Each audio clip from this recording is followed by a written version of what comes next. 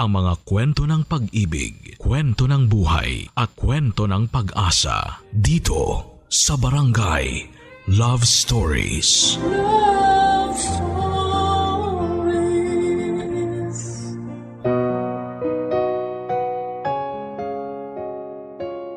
Sa murang edad, madalas nakagagawa ang mga kabataan ng mga desisyong hindi nila masyadong pinag-iisipan.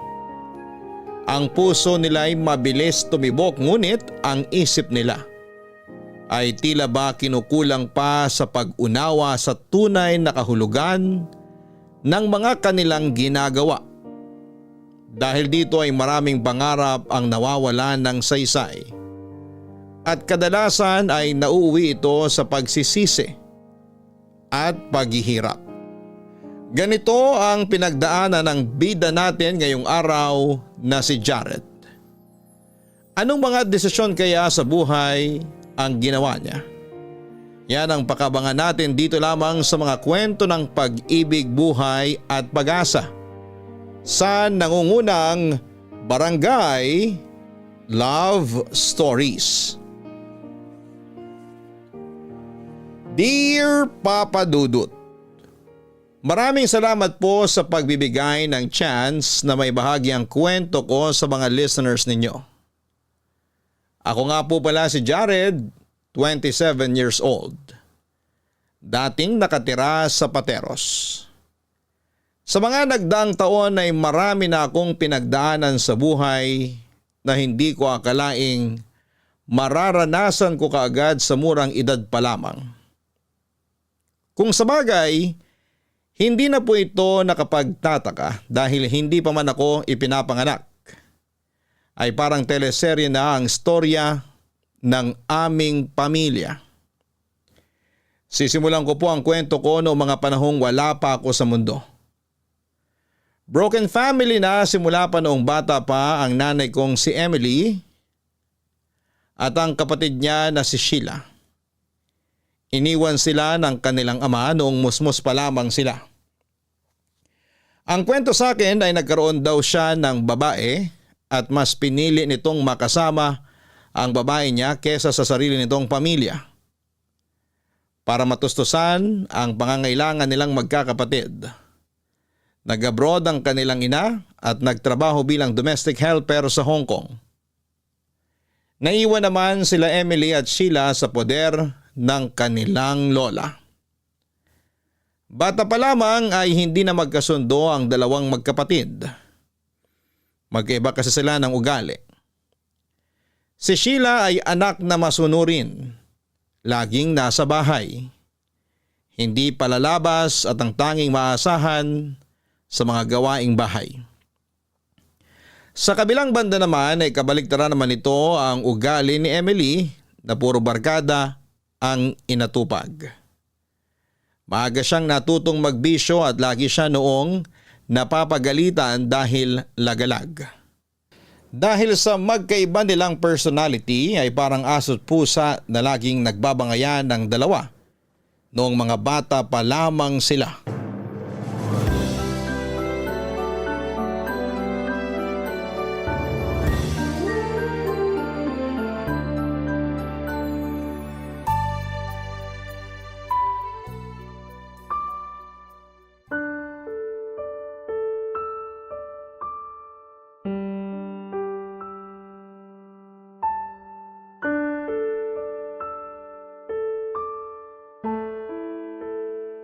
Sino na naman kumain ng macaroni salad ko rito? Sheila! Sheila, halika nga rito! Ano ba? Gabing-gabi sumisigaw ka dyan, ano yun? Ikaw bang kumain ng salad ko rito sa ref? Yung naka-tupperware ba na may takip na kulay pink? Oo, macaroni yon na inuwi ko sa birthday ng tropa ko. Nasaan na yun? Tinapon ko na. Boba ka talaga, bakit mo tinapon? Last week pa yung birthday ng tropa mo. Malamang sira na yun. Anong sirain nakalagay sa ref? Kahit talaga kailan, napakatonta mo. Sino ba kasi nagsabi na galawin mo yung pagkain ko sa ref? Nawalan ng kuryente kahapon kaya tinapon ko na yung mga pagkaing sira. Palibhasa, laging wala ka rito sa bahay kaya hindi mo alam ang mga nangyayari eh. Kaya siraman o hindi, wag na wag mong gagalawin yung mga pagkain ko, naiintindihan mo? Ano gagawin ko? Hahayaan ko na lang mabulok yung pagkain sa ref? Ano Ano bang hindi mo naintindihan sa sinabi ko? Oo, kahit mga moy pa yan, wag mong gagalawin yung hindi sa'yo. Kahit kailan talaga, hindi ka gumagamit ng kukote mo eh. Kung ayaw mong may gumagalaw sa pagkain mo, bumili ka ng sarili mong ref. Kung makapagsalita ka, akala mo pag-aari mo lahat dito ah. Aray ko, ba't ba namamato ka? Sumasagot-sagot ka pa? Ako yung nakakatanda rito kaya ako yung sundin mo. Ba't naman kita susundin? Mas matanda ka nga sa akin, wala ka namang pinagkatandaan. At talagang… Lola oh! Binabatukan ako ni ate! Sumbongera! Akala mo kung sinong Santa Santita pero nasa loob naman yung kulo. Sige, magsumbong ka. Akala mo naman may magagawa yung matanda laban sa akin. Ano na naman bang ginagawa mo rito sa bahay? Bakit ka na naman umuwi? Sawa ka na ba sa mga kaibigan mo? Kaya nandito ka na naman? Bakit? Bawal umuwi? Sa'yo tong bahay? Nagtatanong lang ako. Mukha namang mas masaya ka sa piling ng barkada mo kaysa sa pamilya mo eh. Totoo naman. Mas may kwenta pa silang kasama kaysa sa inyo. O bakit ka nandito? Gutom ako, bakit? Anong ulam nyo kanina? Wala na, pinakain na namin sa aso. Talagang mas mahalaga pa sa yung aso kaysa sa akin eh, no? Tapos magtataka ka kung bakit mas gusto kong makasama yung barkada ko kaysa sa inyo. Malay ba namin na uuwi ka pala ngayon? Hindi ka naman kasi umuuwi. Kahit na. Alam niyong may pamilya kayong nasa labas na pwedeng umuwi anumang oras tapos hindi kayo magtitira ng pagkain? Magtitira kami, tapos kapag hindi ka umuwi ano? Di sayang lang yung pagkain. Bahala kayo sa buhay niyo. Mga walang kwenta. Makaalis na nga. Ikaw yung walang kwenta. Ano sabi mo? Lola oh! Tuwag. Ako, duwag? Ikaw, pariwara. Sip-sip. Para kang linta. Ikaw, parang daga. Walang kwenta. Plastic. Patapon ang buhay. Mas patapon ang buhay mo. Wala kang kaibigan eh. Milagro na lang kung may lalaking magkakagusto pa sa'yo. Sigurado akong magiging matandang dalaga ka na lang dahil sa ganyang pag-uugali mo. Mas maganda na yung matandang dalaga kesa sa dalagang walang direksyon ang buhay katulad mo. At least masaya ako sa buhay ko ngayon. Mas masaya ako kasi may pinag-aralan ako kesa sa'yo na hindi na nga nakapagtapos, puro bisyo pa. Wala na nga paki sa'yo si mama kasi puro sakit lang ng ulong dala mo sa kanya. Wala rin naman akong paki sa inyo. Mas pamilya panturing sa akin ng barkada ko kaysa sa inyo na kadugo ko. Ba't naman ako magkakaroon ng paki? Umalis ka na nga lang kung wala ka namang matinong sasabihin dito. Aalis talaga ako kahit di mo sabihin. Wala namang matinong tao sa pamamahay na to. Umalis ka na! Oo, aalis na. Huwag mo akong pagsabihan dyan, buwisit. Buwisit kayong lahat!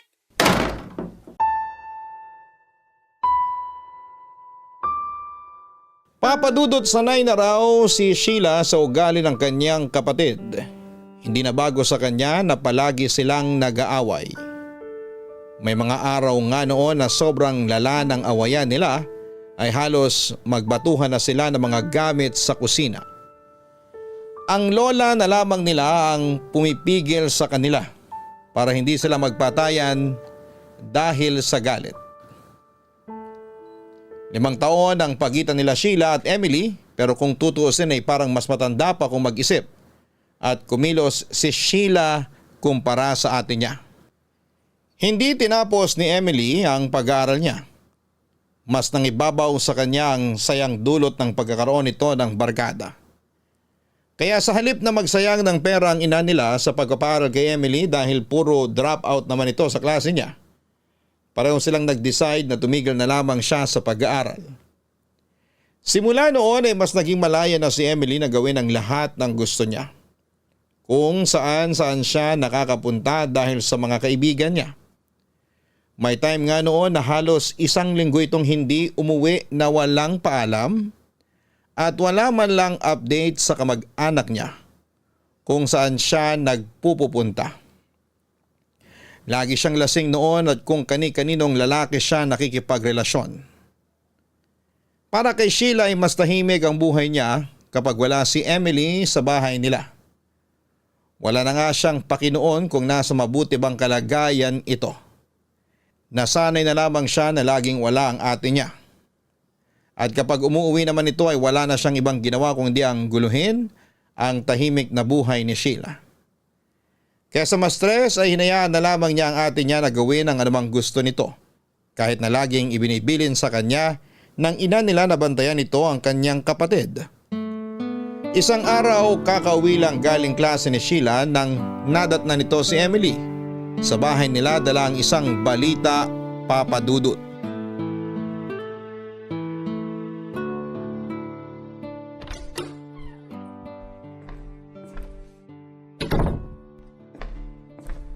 Aba, himala. Biglang umuwi ang donya ng bahay. Anong ulam? May hotdog po dyan, madam. Iniwan namin para sa'yo. Baka sakaling umuwi ka. Nakakahiya naman kasi kung bigla kang umuwi at wala kang madatnan na hapunan. Mamaya sabihin mo na naman wala kaming paki sa'yo. Huwag mo ko simulan, Sheila. Hindi maganda mood ko ngayon. Ako mag-a-adjust? Kasalanan ko ba kung hindi maganda ang mood mo ngayon? Alis ka nga dyan, upo ako. Masakit likod ko. Aray, ano ba? Sabi ko sa'yo, umalis ka dyan eh. Naipit tuloy kamay mo. Tatanga-tanga ka na naman. Ano na naman bang ginagawa mo rito? May kailangan ka na naman. Wala na yung padala ni mama, napunta na lahat sa bayarin. Wala akong pakialam sa pera niya. Ay, ba't ka nandito? Bahay ko rin naman to ah. Ano, hindi na ako welcome sa pamamahay na to? Ay, oo nga pala. Ikaw nga pala yung donya rito. Sorry, nakalimutan ko. Anong balita sa'yo? Kumusta pag-aaral mo? Gagraduate ka naman ba? Ba't bigla ka naging concern sa pag-aaral ko? Sagutin mo na lang yung tanong ko. Oo, gagraduate na ako sa awa ng Diyos. May magiging trabaho ka na ba pagkatapos? Anong akala mo sa paghahanap ng trabaho, instant? Kapag may diploma, may trabaho agad? Siyempre, kailangan ko munang makakuha ng lisensya. Kailangan pa ng lisensya? Magtitinda ka lang naman ng gamot. Lang? Anong akala mo sa pharmacist? Nagtitinda lang? Katulad din kami ng mga nurse at doktor. Sa amin nakasalala yung mga gamot na ginagamit nila sa mga pasyente nila, no? Ang defensive mo naman masyado. Malamang, sinisiraan mo ba naman yung magiging profesyon ko eh? Kalma ka lang. Sinasabi ko lang naman yung totoo. Totoo mo mukha mo. Katulog na nga. Kung lalabas ka pa ulit pagkatapos mong kumain, pakilak na lang yung pinto. Teka sandali, dito ka muna. Pagod ako, wala akong oras makipagbangayan sa'yo. May pasok pa ako bukas. May sasabihin lang ako. Ano? Huwag mo tong sasabihin kay mama. Ano nga? Huwag mo nga munang sasabihin kay mama. Oo nga, ano ba kasi yun? Buntis ako. Ano? Buntis ka? Nabuntis ako ng boyfriend ko. Tatanga-tanga kasi. Ayan kasi, puro lakwatsa ang inaatupag, puro lande, puro barkada. Sinasabi ko lang to sa'yo para malaman mo, hindi para pagalitan mo ko. Anong inaasahan mo? Papalakpakan kita. Iko-congratulate kita na buntis ka? Wala kang ang trabaho eh. Ano ipapakain mo sa magiging anak mo? Yung nakabuntis sa'yo, may trabaho ba yun? Hindi na nga nagpapakita sa akin yung kumag na yun eh. Huwag ka nang umasa sa taong yun, di na yun babalik. Ay, ang galing! Sobrang galing! Wala ka nang ang trabaho. Wala ka pang kasamang magpapalaki sa anak mo. Napakagaling talaga. Teka, kaya mo ba tinatanong kung anong magiging trabaho ko pagka-graduate ko? Kasi sa akin mo ipapaalaga yung anak mo? Bakit ko naman sa'yo iiwan tong anak ko? Wala ka namang alam sa buhay. Hindi ko ipagkakatiwala sa'yo tong batang to, no? Mabuti naman. Hindi ako nag-boyfriend sa dahilang yan. Ayoko pang magkaanak. Marami pa akong pangarap sa buhay. Oh, anong gagawin mo ngayon dyan? Hindi ko alam. Dito na lang muna siguro ako habang hindi pa ako nanganganak. Eh nasa na yung sinasabi mong pamilya mo? Yung mga barkada mo na lagi mong kasama. Tinalikuran ka na kung kailan may problema ka?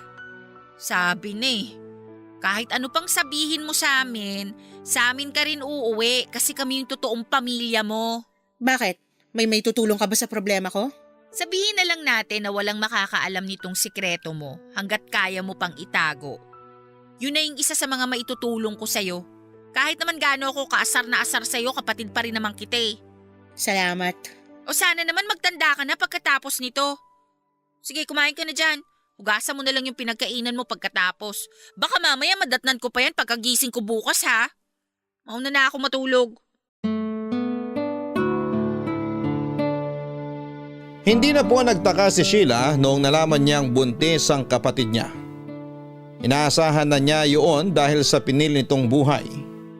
Simula noong nakumpirma ni Emily na nagdadalang tao siya ay hindi na siya lumabas ng bahay. Broken hearted daw siya sa mga panahong yon dahil iniwan siya ng boyfriend niya.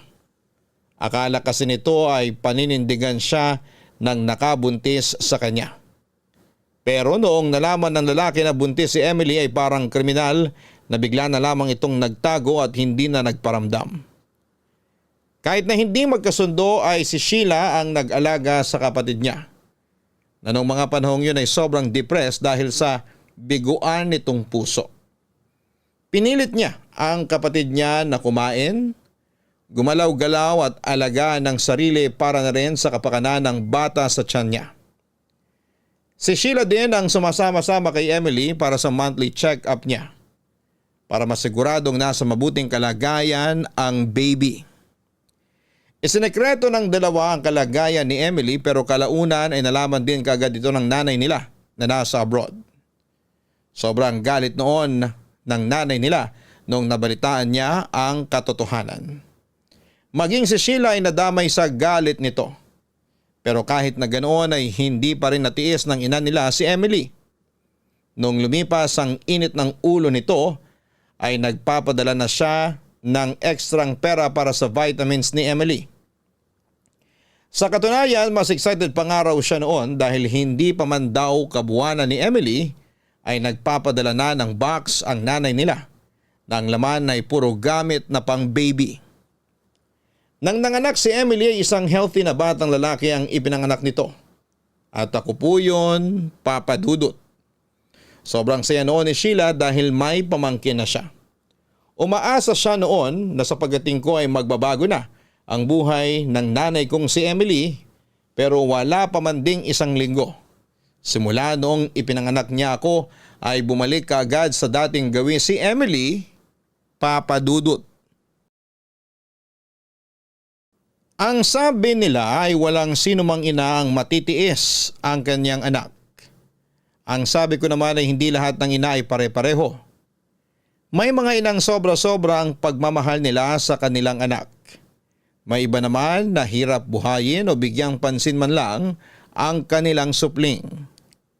Isa na doon ang nanay kong si Emily. Nakaya kong tiisin ang sarili kong ina kahit na wala pa akong isang buwan noon. Ang totoo niyan, mas mabilis pang araw kesa sa 4:00 nung iniwan ako ng nanay ko. Mas inuna niyang balikan ang barkada niya kesa bigyan ako ng pangalan. Naiwan ako sa pangangalaga ng kapatid niyang si Sheila.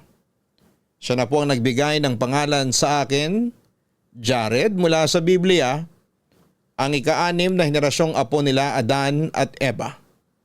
Siya na rin ang naglakad ng birth certificate ko at sumama sa akin para sa mga follow-up check-up ko noong bata ko. Basically, si Sheila na po ang nagsilbing nanay ko dahil hindi magawang magpakaina ng sarili kong nanay. Kalaunan, naging mama na ang tawag ko kay Mama Sheila bilang pangalawa kong ina. May mga pagkakataon din naman noon na umuwi si Nanay Emily sa bahay. Pero yun ay hindi dahil sa akin kundi dahil sa allowance ko na pinapadala ng lola ko mula sa abroad. Monthly kasi na nagpapadala ang nanay nila ng panggastos sa pangangailangan ko noon, tulad ng gatas at diaper. Dahil bagong graduate pa lamang noon si Mama Sheila ay wala pa siyang trabaho. Tuwing umuwi noon si Nanay Emily ay palagi silang nag-aaway noon ni Mama Sheila dahil sa pera, Papa Dudut.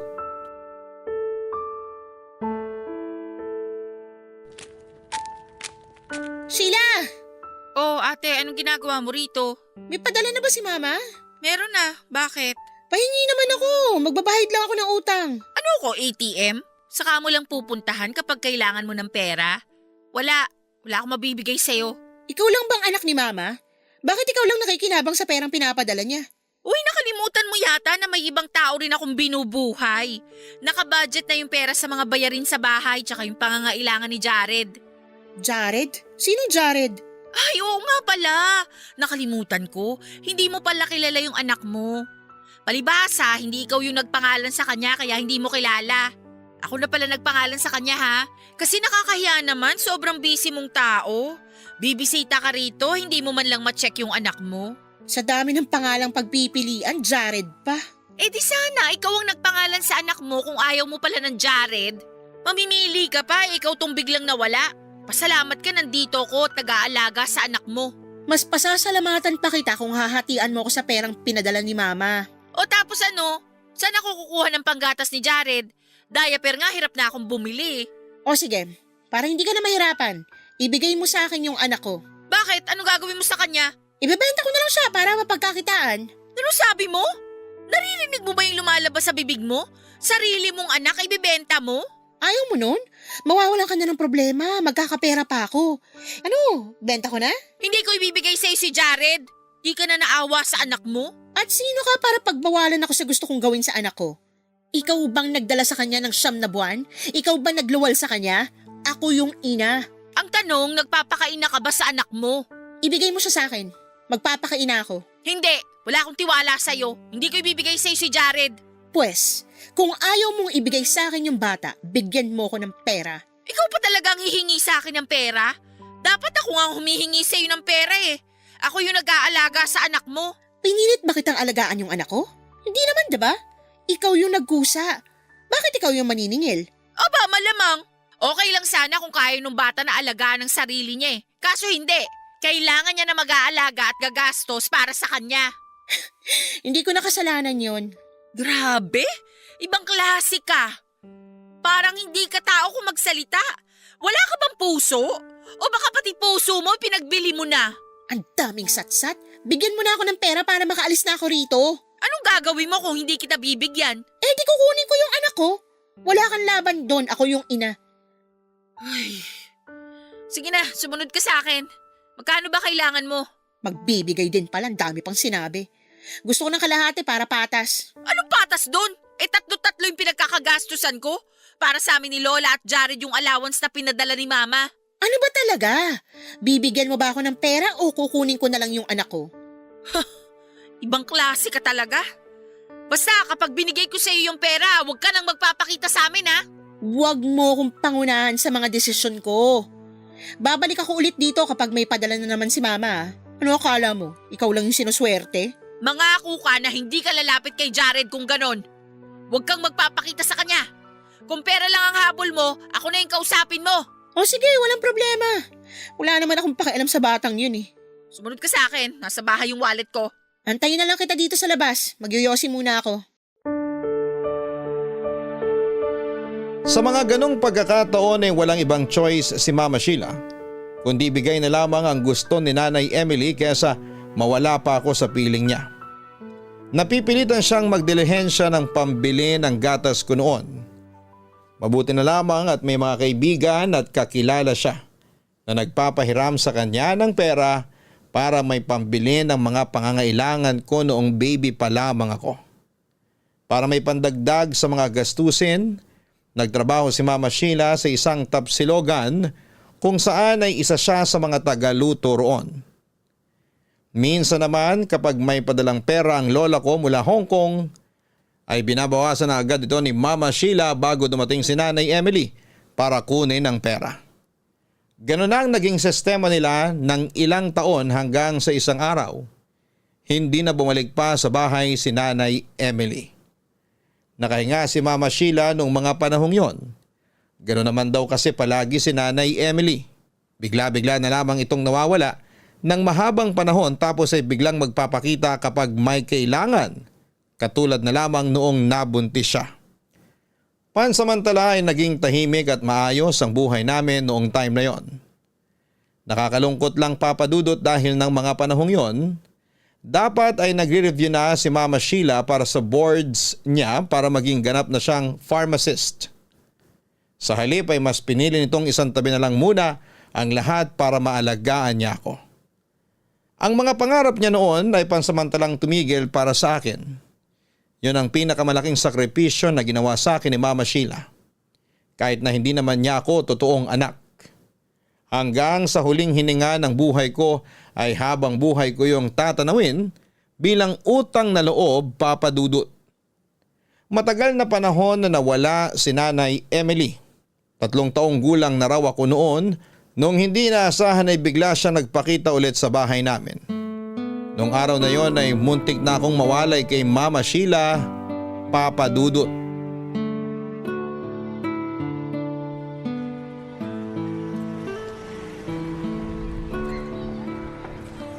Uy, kapatid ko! Dito lang naman pala kita mahahanap eh. Wala, Ate Emily? Ikaw ba yan? Hindi mo na ba maalala kung ano itsura ng kapatid mo? 2 taon na ako nawala ah. Hindi sa ganun, pero ang laki na ng pinagbago mo. Anong nangyari sa'yo? Nagkasakit ka ba? Ang sweet naman ng kapatid ko, concern sa akin.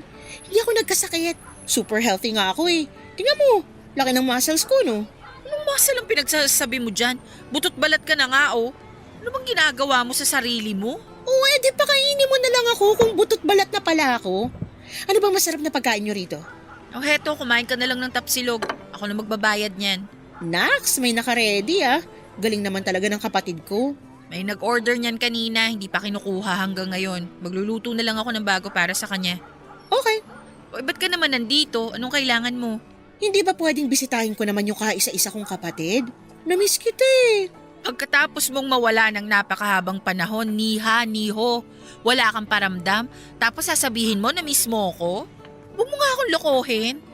Ate, alam kong may kailangan ka na naman. Ano na naman gusto mo? Pera? Pinapalabas mo ba na mukha akong pera?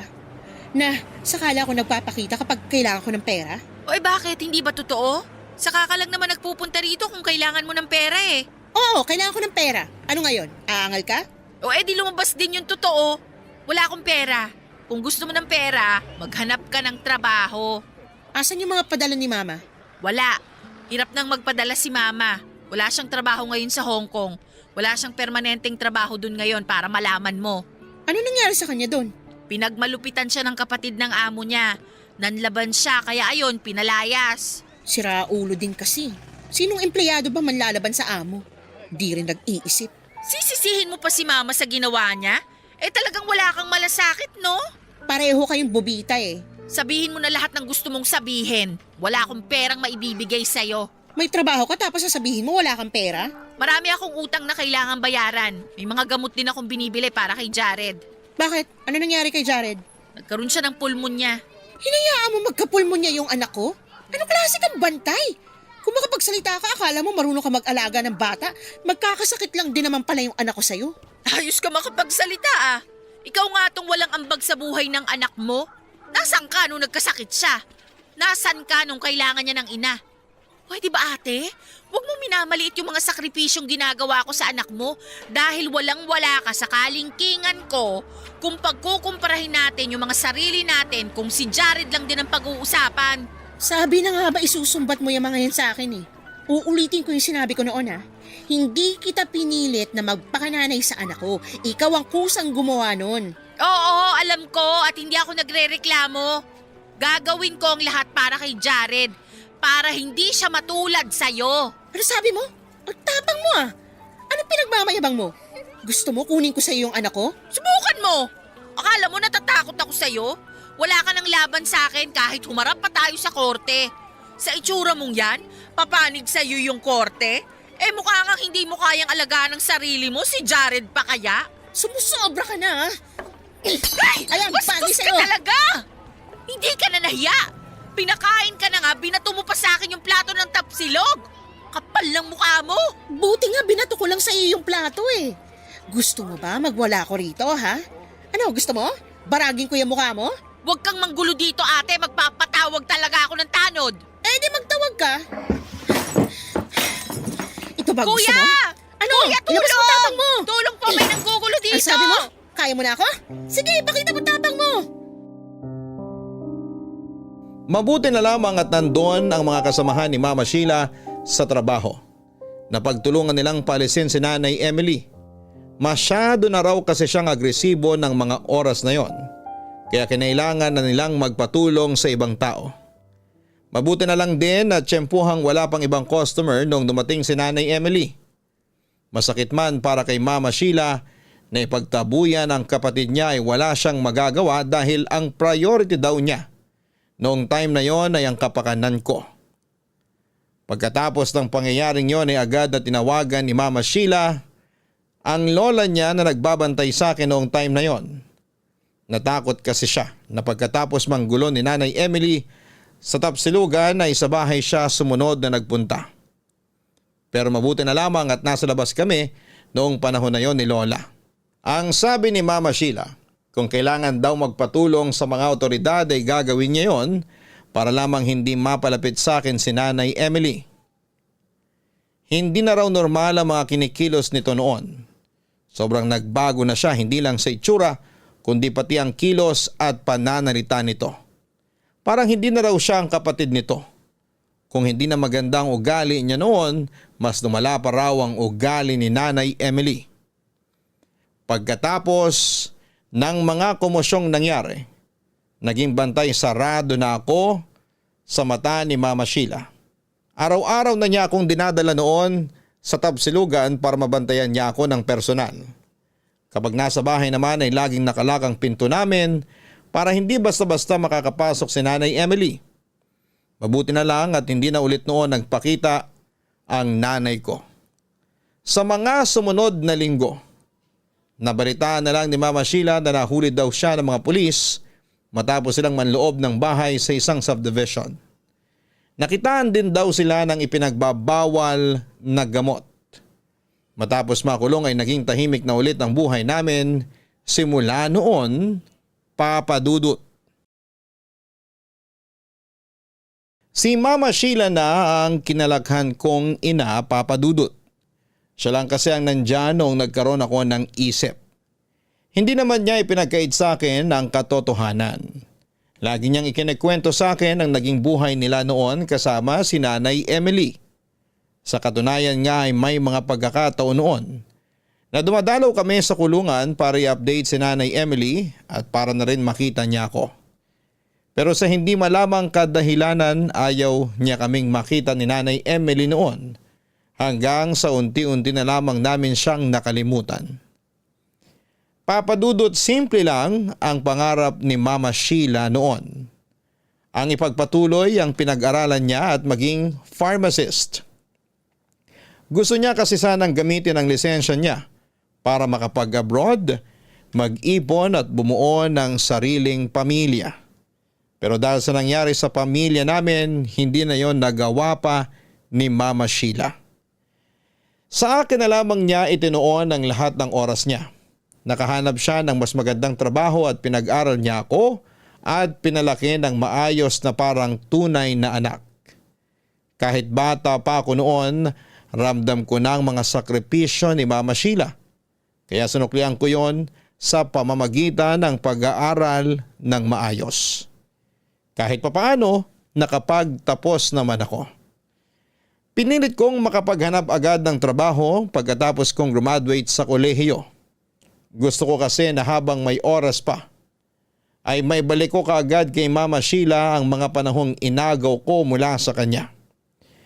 Naisip ko noon na hindi pa huli ang lahat para habulin niya ang mga pangarap niyang na ipagkait sa kanya dahil sa pagdating ko sa buhay niya. Kaya naman noong nakahanap ako ng trabaho, ay agad-agad akong bumawi sa pangalawa kong ina na hindi ako iniwan simula nung pinanganak ako.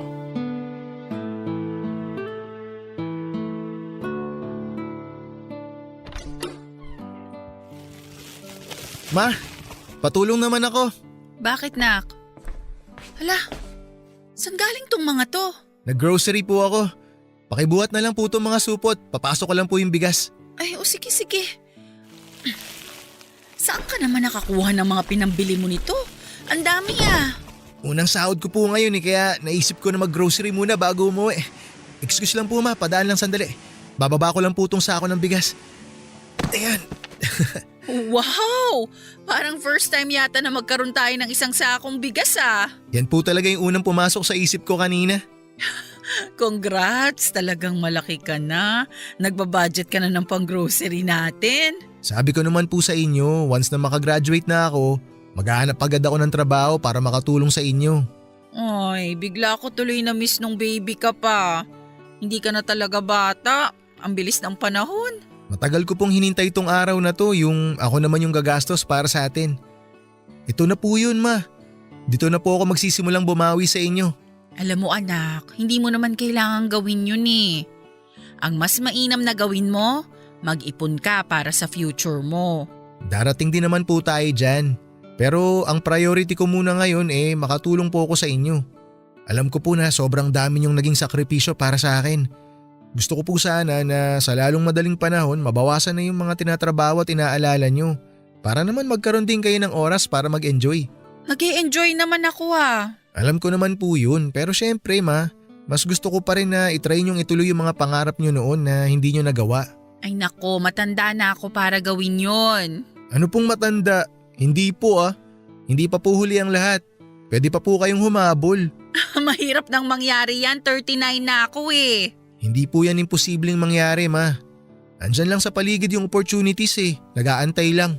Anong ibig mong sabihin? For example, si Kuya Norman. Ngayon nakaya ko na yung sarili ko. Hindi nyo na ako kailangan problemahin. May oras na po kayo para magka-love life. Ay nako, matanda na ako para sa mga ganyang bagay. Hindi po ba kayo naaawa kay Kuya Norman? Tagal na nyo nag-aantay oh. Hindi na ba talaga niya makukuha yung matamis niyong oo? Napag-usapan na namin ni Norman ang tungkol dyan. Ma, oras na rin para pagbigyan nyo naman yung sarili nyo. Iniisip ko rin lang naman yung kapakanan ni Norman. Nag-aalangan ako. Paano kung sa edad kong to? Paano kung hindi ko na siya mabigyan ng anak? Hindi naman po anak ang magpapatunay sa pagmamahalan yung dalawa eh. Bonus na lang po yun. Kahit na. Mahal nyo po ba si Kuya Norman? Oo naman. Siya lang yung kaisa-isang tao na nanatili sa tabi ko lalo na nung sobrang lugmok na ako sa buhay at wala akong matakbuhan. Kung ganun, ito na po yung pagkakataon nyo para bumawi sa kanya. Kung akong tatanungin nyo, sobrang bagay kayong dalawa. Nitong nagdaang taon ma, nakita ko naman kung gaano niya kayo kamahal eh. Ako mismo ang nakakita kung gaano nyo kamahal ang isa't isa.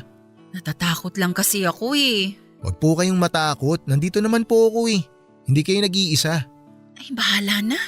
Alam ko na nakapagpasya na yung utak nyo. Puso nyo na lang ang hindi pa. Alam ko na matutuwa si Kuya Norman kapag sinagot nyo siya. Pag-iisipan ko muna. Pag-isipan nyo po ng mabuti ma. Sundin nyo po kung ano yung sinisigaw ng puso nyo. Mahirap din naman po magsisi kayo sa huli, di ba? Paano kung hindi kami umubra? Siya magiging first boyfriend ko kung sakali. Hindi ko alam kung paano makipagrelasyon eh. Hindi ko naman nasubukan yung mga ganyang bagay. Lahat naman tayo dumadaan sa first time eh. Lahat tayo natatakot din pero ang mahalaga, sinubukan natin. Mas masakit po kapag pinagsisihan nyo yung mga bagay na hindi nyo sinubukan kaysa masaktan dahil na-try nyo. At least sa huli, wala kayong pagsisisi.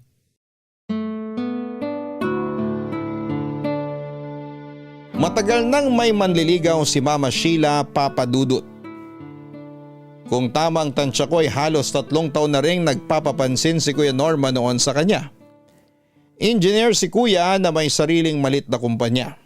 Malaki ang naitulong niya sa amin lalo na noong namatay ang nanay ni Mama Sheila sa abroad dahil sa aksidente. Siyang naging karamay namin sa pagluluksa lalo na't wala na kaming masyadong kamag-anak na masasandalan noon. Si Kuya Norman din ang naging takbuhan ni Mama Sheila tuwing kinakapos siya ng pera. Mabait na tao si Kuya Norman. Lagi siyang tumatambay noon sa bahay para may kakwentuhan si Mama Sheila tuwing mag-isa ito noon. At nasa labas pa ako dahil busy ako dati sa paggawa ng thesis ko. Alam ko na matagal nang nililigawan ni Kuya Norman si Mama pero kapag tinatanong ko siya kung bakit hindi pa niya ito sinasagot, laging sinasabi ni Mama na wala raw siyang oras para mag-love life. Wala na nga raw siyang pahinga sa trabaho at pag-alaga sa akin kaya wala rin siyang oras para sa pag-ibig. Alam ko na may gusto rin si Mama Sheila kay Kuya Norman. Kung hindi matagal na sana nitong pinaalis sa buhay namin si Kuya Norman. Kaya naman noong nagkatrabaho ako at nabawasan na ng pinagkakabalahan si Mama ay ako na mismo ang gumawa ng paraan para matuloy ang love life nila ni Kuya Norman. Para bang ako na ang nagsilbing kupido para sa dalawa para sa ganon ay maging masaya na rin ang puso nila.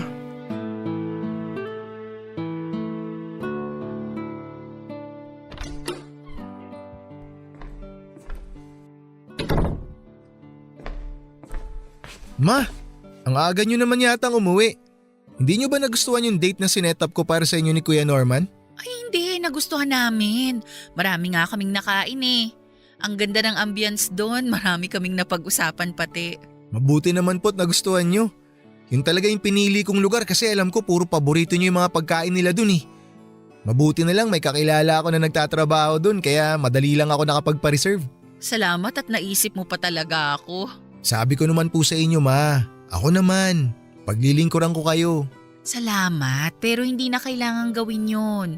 Hindi mo obligasyon na ibalik sa akin yung pag-aalagang ginawa ko sa'yo. Kasi bukal sa kalooban kong ginawa yun. Hindi ko nga po obligasyon pero gagawin ko po tong responsibilidad bilang kapalit sa pagtayo nyo bilang mama ko. Kahit na hindi naman kayo nagluwal sa akin. Alam mo, yung makita pa lang kita na maayos, malusog at may mabuting puso, sobrang fulfilled na ako. Kulang pa po yun sa mga gusto kong ibalik sa inyo, ma. Kaya nga po sobrang saya ko nung sa wakas, nagkaroon na kayo ng oras para sa sarili nyo eh. Tama ka sa mga sinabi mo dati. Mas magandang gawin ko na yung mga bagay na kaya ko pang gawin kaysa pagsisihan ko to sa huli na hindi ko man lang sinubukan. Kwentuhan nyo naman po ako kung ano nangyari sa date nyo ni Kuya Norman kanina. Tara dito sa sofa, ma. Tabihan nyo ako. Ay, okay naman yung date.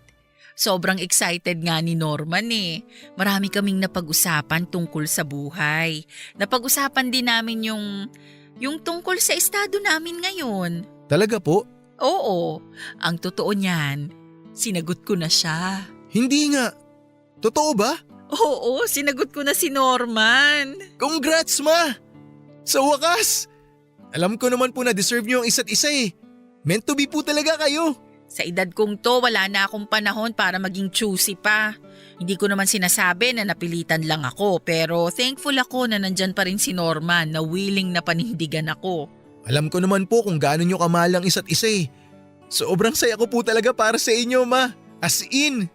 Salamat. Pero napapaisip ako ngayon kung tama ba yung ginawa ko. Pakiramdam ko parang ang selfish ko eh. Ha? Bakit nyo naman naisip yan? Kasi malapit na akong mag-40. Paano kung hindi ko maibigay yung pamilya na inaasahan ni Norman? Hindi nyo po ba napag-usapan yung tungkol dyan? Hindi pa. Natatakot akong i-open sa kanya yun eh. Siguro naman po, alam na ni Kuya Norman yung tungkol dyan. Pero nagpatuloy pa rin naman siya sa panliligaw sa inyo, di ba? Tsaka pwede pa rin naman po kayo mabuntis. 40 years old pa lang kayo eh. May chance pero mahirap na. Ayoko rin naman na dun lang nakatuon yung relasyon namin. Matagal na nga yung naging paghihintay niya para lang sagutin ko. Pati ba naman sa pagkakaroon ng anak, paghihintayin ko ulit siya. Ma, wag nyo na po munang isipin yan. Kasi simula nyo pa lang sa relasyon nyo eh. Kakasagot mo pa lang sa kanya bilang boyfriend, di ba? Enjoyin nyo na lang muna yung isa't isa. At kung umabot man kayo sa ganun, pwede naman po mag-ampon. Tama ka. Tama. Ay maiba tayo. Ikaw naman, kumusta ka na? May girlfriend ka na rin ba? Meron na po. Medyo matagal na rin. Ay talaga? Bakit ngayon mo lang sinabi to sa akin? Nahihiya po ako eh. Tsaka MU pa lang naman po kami nun, di pa kami official. Pero ngayon, official na kayo. Opo, sinagot na rin niya po ako. Kailan mo naman siya ipapakilala sa akin? Tsaka na lang po, may pagkamahiyain din po kasi yung girlfriend ko eh. Nahihiya siya sa inyo. Naku, ikaw talaga. Okay lang yung mga ganyan. Walang kaso yung pag-girlfriend pero dapat with limitations ha. Enjoy nyo muna yung pagkabata nyo. Huwag kayong gumawa ng mga kung ano-ano na magbabago sa buhay nyo. Huwag po kayong mag-alala. Nag-iingat po kami. O basta wala munang baby. Baka mamaya unahan mo pa ako. Ayoko pang maging lola. Opo ma, hindi pa kayo magiging lola. Chill lang po muna kami. Tulad nga po ng sabi ko sa inyo kanina, huwag po kayong mag-alala. Sobrang saya ko noong nalaman kong sinagot na sa wakas ni Mama Sheila si Kuya Norman. Kahit papano'y may katuwang na si Mama Sheila sa buhay niya. Ganon din na may napuntahan din ng ilang taong paghihintay at panliligaw ni Kuya Norman kay Mama. Pagkatapos ng 2 taon ay kinasal din silang dalawa, Papa Dudut.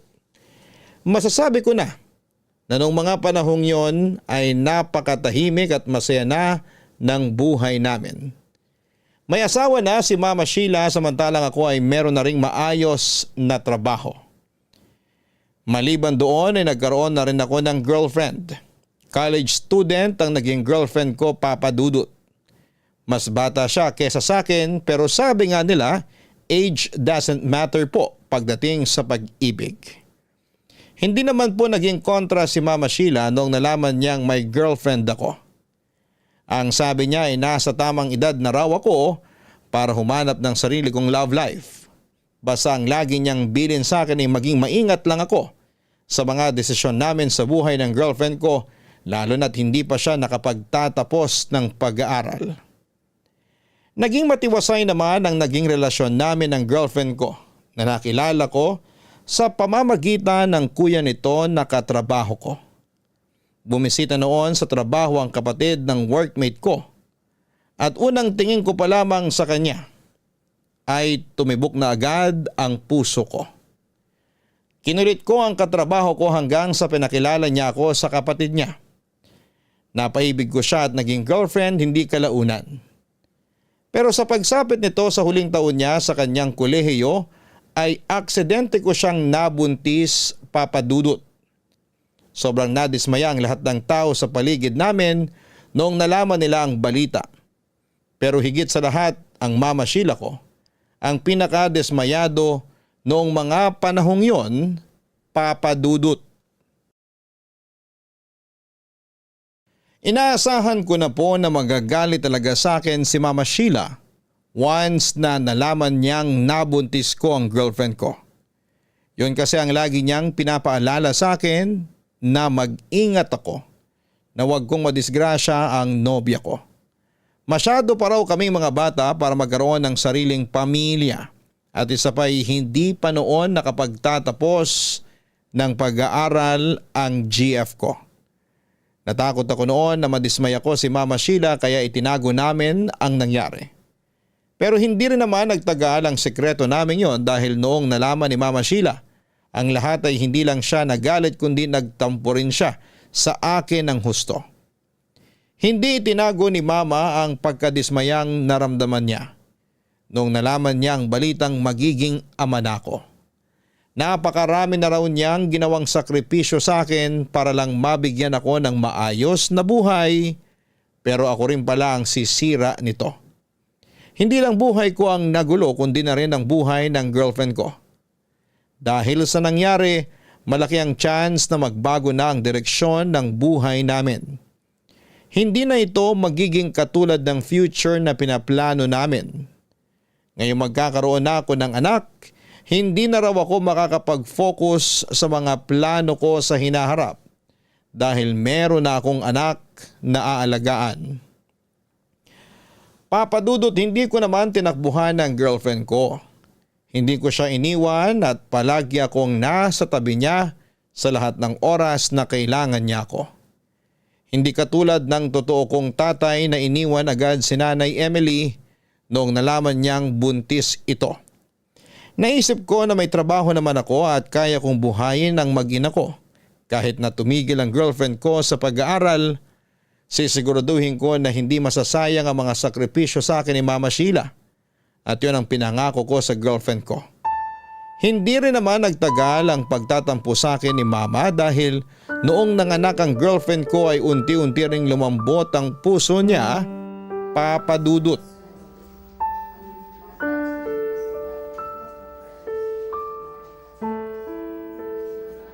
Jared! Ma, ano pong ginagawa niyo rito?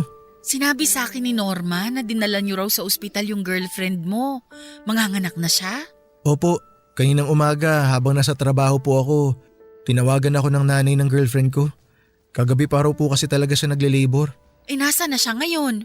Nasa delivery room na po siya. Pagkatapos bigyan ng pampahilab, dinala na siya doon. Naku, mabuti naman.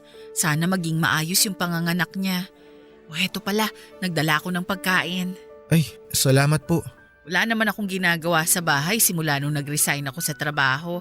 Kaya naisip kong magluto na lang ng baon ninyo rito sa ospital. Ibig po bang sabihin nito, hindi na po kayo galit sa akin? Hindi naman ako nagalit sa'yo. Siguro nagtampo lang ng konti. Pero hindi naman ako forever na magtatampo sa'yo. Naalala ko lang kasi ulit yung nangyari nung mga bata kami ni ate. Kung paano nagbago yung buhay ko nung nabuntis si ate. Ma, sorry po ah. Hindi ganun kadali ang magkaroon ng anak, Jared. Ako na mismo yung example nun. Hindi ko naabot yung pangarap ko dahil sa mga responsibilidad ko bilang guardian mo. Hindi naman sa sinisisi kita. Biyaya ka para sa akin. Isang biyaya na never kong pagsisisihan. Pero syempre, may mga araw din na napapaisip ako. Sa ibang universe kaya, paano yung buhay ko kung nasunod ko yung gusto kong direksyon ng buhay ko? Yung mga ganong klaseng tanong ang laging tumatakbo sa isip ko. Naiintindihan ko po. Alam ko po kung ano yung pinanggagalingan nyo. Sa lahat ng taong nakakakilala sa inyo, mas ako yung nakakaalam nun. Pero nangangako po ako sa inyo na kahit anong mangyari, gagawin ko po lahat para lang matupad ko pa rin po yung mga pangarap ko sa buhay. Pati na rin po lahat ng mga pangarap ng girlfriend ko. Mabuti yan. Sana nga. Ha? Aray. Oh, ma. Aray. Okay lang kayo? Sumasakit na naman yung binti ko eh. Maupo nga muna tayo. Sige po, halip po kayo. May upuan po rito. Ayan. Ano pong nangyari sa inyo? Ba't kayo iika-ika maglakad? Wala to. Matanda na ang mama mo, nirarayuman na. Sigurado po bang okay kayo? Total, nandito naman po tayo sa ospital. Magpa-check up na rin po kaya kayo para mas makasigurado tayo. Napapansin ko rin po kasi nitong mga nakaraang buwan, konti na lang po kayo kumain. Kaya medyo nababawasan na yung timbang nyo. Hindi na kailangan. Okay lang ako. Sigurado po ba kayo?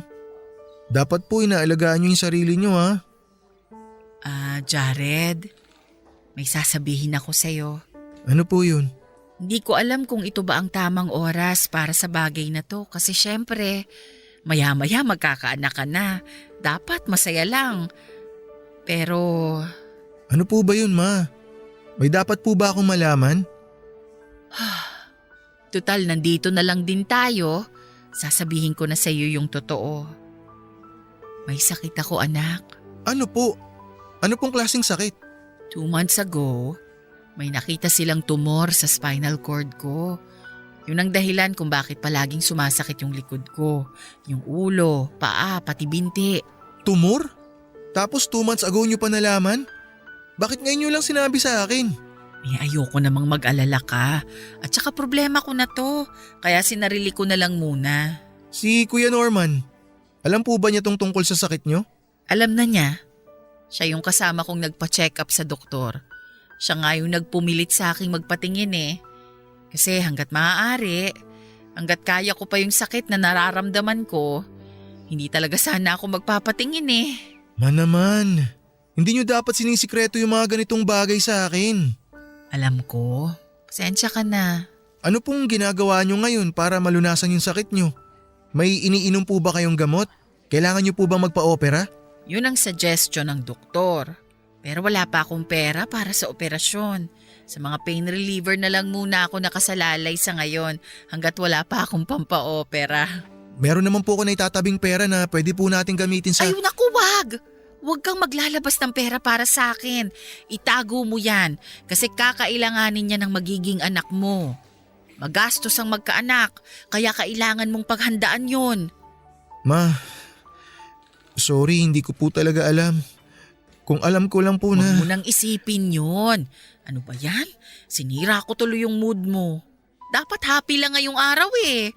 Saka na lang natin to pag-usapan ulit ha. Mag-focus na lang muna tayo sa bagong miyembro na darating sa pamilya natin.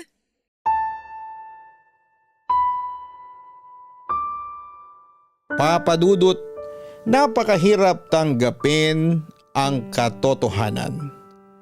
Masyado pang bata si Mama Sheila para malagay ang buhay nito sa alanganin. Noong nalaman ko na may sakit siya, ay saka ko lang na-realize ang mga pagbabago sa itsura ni Mama Sheila. Mas pumayat siya, humina at hindi na rin ganong kalakas kumain. Masyado akong tutok doon sa girlfriend ko at sa magiging anak namin sa puntong hindi ko na napansin na nagde-deteriorate na pala ang katawan ng mama ko. Hanggang sa huli kahit nasa alanganin na ang buhay nito, ako pa rin ang iniisip niya. Hindi ako mapigil sa kakaiyak nung nalaman kong malala na ang sitwasyon ni Mama Sheila. Lalo na noong inamin niyang hindi niya kayang magpa-opera dahil sa kakulangan ng pera. Gusto ko mang tumulong noon pero hindi rin naman ganong kalaki ang ipon ko at marami din akong gastusin para sa baby namin ng girlfriend ko. That time ay nagets ko na kung bakit sobrang dismayado si Mama Sheila noong nalaman niyang magkakaanak na ako dahil ang gusto niya. Bago pa man siya mawala sa mundong ito ay makita niya kung stable na ang buhay ko. Para sa ganon ay payapa ang loob niya na mawawala dahil alam niyang iiwan niya akong nakatayo na sa sarili kong mga paa. Ganon pa man ay sinikap kong makatulong. Lumapit ako sa mga kaibigan ko pati na rin sa mga katrabaho ko para humiram ng pera. Lumapit din kami sa mga iba't ibang organisasyon para magpatulong. Noong nagkaroon kami ng sapat na budget ay agad na sumalang sa operasyon si Mama Sheila. Pero huli na ang lahat, Papa Dudut. Masyado na raw malaki ang tumor ni Mama na kapag ginalaw ito ay maaari siyang maparalisa. Ang naging remedyo na lamang ng doktor ay lagyan ng metal plates ang tuktok ng spinal cord nito para maalalayan ang spinal cord niya. Ang perang pinagtulungan naming maipon ay parang papel na nasunog lang. Wala man lang kaming napala. Araw-araw ay sumasakit ang ulo at likod ni Mama Sheila at ang tanging nakakatulong na lang sa kanya ay ang mga pangmalakasang painkiller. Tumagal ng halos 9 na buwan ang paghihirap ni Mama Sheila hanggang sa nag-decide siya na gusto na niyang bumigay dahil hindi na talaga niya kaya, Papa Dudut.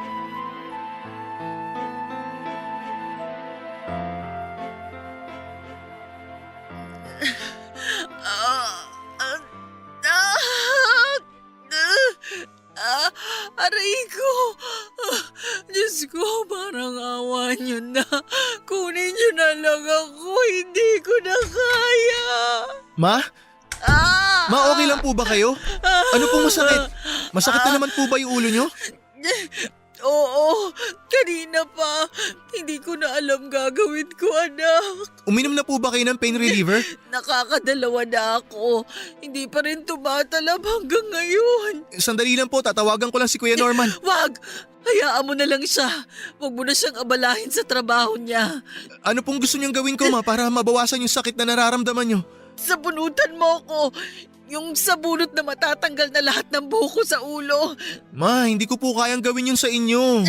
Parang awa mo na. Hindi ko na talaga kaya yung sakit. Parang sasabog na tong ulo ko. Ma naman eh. Mamasahihin ko na lang po yung ulo nyo. Hilahin mo yung buko. Please, anak.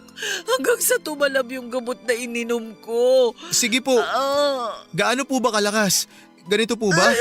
Laksan mo ba? Kung anong galit yung nararamdaman mo sa tumor na tumubo sa katawan ko, ganun kalakas. Ayan, ganito po ba? Ganyan nga. Sige lang, anak. Huwag mong pigilan. Nababawasan po yung sakit? Oo. Medyo nababawasan na yung sakit. Baka po tumatalab na yung gamot. Yung may epekto na ng konti. Pero hindi ba tumatalab ng gusto? Ramdam ko pa rin yung pumipitik-pitik sa ulo ko eh. Sige po, tutulungan ko po kayo mawala yung sakit habang hindi pa tumatalab yung gamot nyo. Salamat, anak. Pasensya na rin kung palagi na lang kitang pinag-aalala. Naku ma, wag po kayong humingi ng pasensya. Wala pa naman po akong ginagawa kung tutuusin eh. Kung pwede nga lang po sana makihati sa sakit na nararamdaman nyo ngayon. Matagal ko na pong ginawa.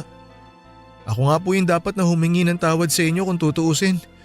Kasi kulang na kulang pa yung mga nagawa ko para sa inyo. Marami pa po akong gustong ibawi eh. Makita lang kitang masaya. Payapa na ang puso ko kahit mawala na ako ngayon. Huwag niyo pong sabihin yan, ma. Marami pa po kayong kailangan maranasan sa buhay. Marami pa po kayong gustong gawin, di ba?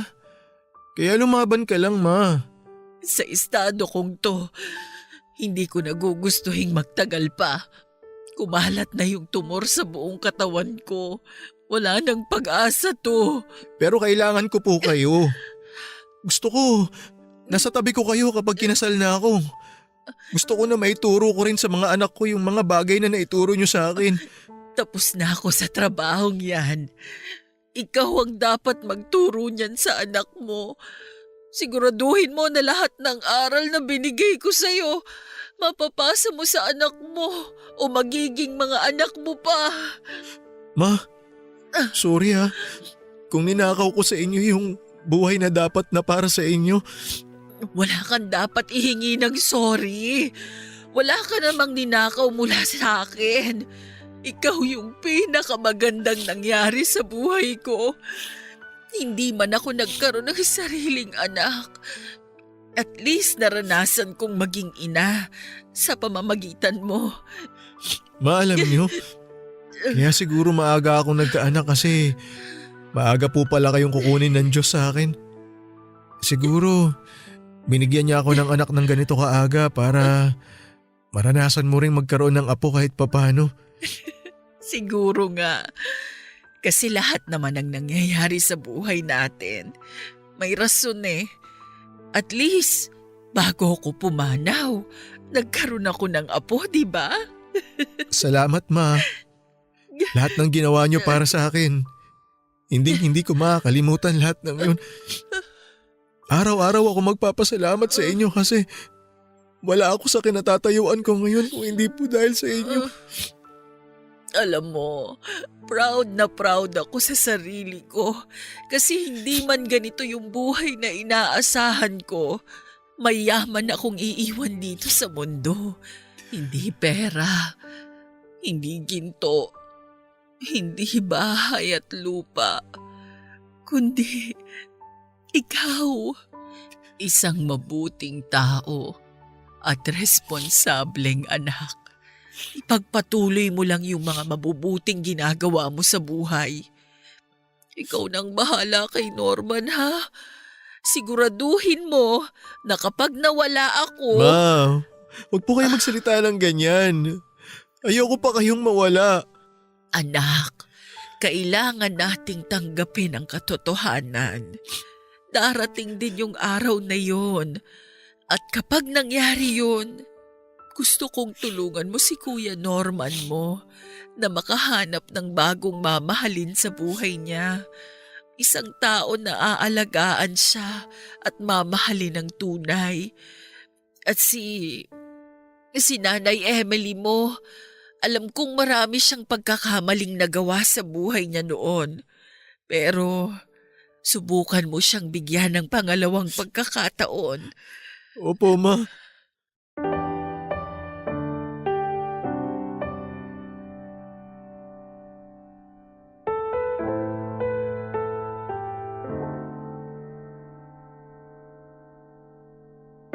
Matapos ang 3 buwan ay tuluyan na ngang sumuko si Mama Sheila.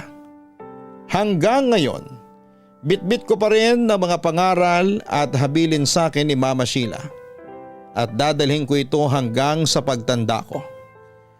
Noong nawala si Mama Sheila ay nangako ako na tutuparin ko ang pangarap nito para sa akin at sa pamilya ko. Tinulungan ko ang girlfriend ko na ipagpatuloy ang pag-aaral nito. Nung lumaki ang anak namin ay nag-abroad ako para maghanap ng mas magandang oportunidad. Nang mga panahong yon ay never akong pinabayaan ni Kuya Norman. Tinulungan niya ako mula sa paghahanap ng agency at paglalakad ng mga papeles ko. Sinubukan ko ring tuparin ang habilin ni Mama na tulungan ko raw si Kuya Norman na maghanap ng panibagong pag-ibig. Pero nagpasalamat lang sa akin si Kuya Norman at sinabi niyang hindi pa raw niya kailangan ng bagong kapareha sa ngayon. Kung may pagkakaloob man ng Panginoon sa kanya, tatanggapin niya ito. Pero hanggat maaari gusto niyang manatili muna ang pagmamahal niya kay Mama Sheila hanggang sa maghilom ang sugat sa puso niya. Papadudot ngayon po ay maganda na ang buhay ko dito sa ibang bansa. Mahirap man dahil malayo ako sa pamilya ko pero kakayanin ko dahil mataas ang pangarap ko para sa buhay naming mag-iina. Katulad nga ng pinangako ko kay Mama Sheila, hindi ko siya bibiguin at hindi ako titigil hanggat hindi ko nakakamit ang pangarap ko para sa pamilya namin. Next year ay uuwi ako sa Pilipinas para pakasalan ng girlfriend ko. Ito po ang kwento ko, Papa Dudut. Sana po ay na-inspire kayo.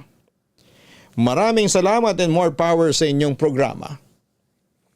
Ang inyong forever kapuso at kabarangay, Jared. Walang papantay sa sakit na mararamdaman natin kapag tayo ay nawala ng taong nagmahal sa atin ng buong buo. Kahit ilang taon pa ang lumipas, mananatili pa rin ang lungkot sa puso natin. Mga kabarangay, normal lang na makaramdam ng lungkot, pangungulila at minsan ay kalituhan. At tuwing nakakaramdam tayo ng ganito, huwag tayong matakot na humingi ng tulong sa mga taong malapit sa atin. Kaibigan, pamilya, lalo na sa may kapal. Tandaan natin, kahit wala na sila sa tabi natin, nandyan pa rin ang pagmamahal nila para sa atin. Hanggang sa muli, ako po ang inyong si Papa Dudut sa mga kwento ng pag-ibig, buhay at pag-asa sa Barangay Love Stories number 1. Barangay Love Stories. Barangay Love Stories. Ano ang masasabi mo sa ating Barangay Love Stories today? Aabangan namin yan sa aming comment section. Ang mga kwento ng pag-ibig, kwento ng buhay at kwento ng pag-asa dito sa Barangay Love Stories. Love Stories.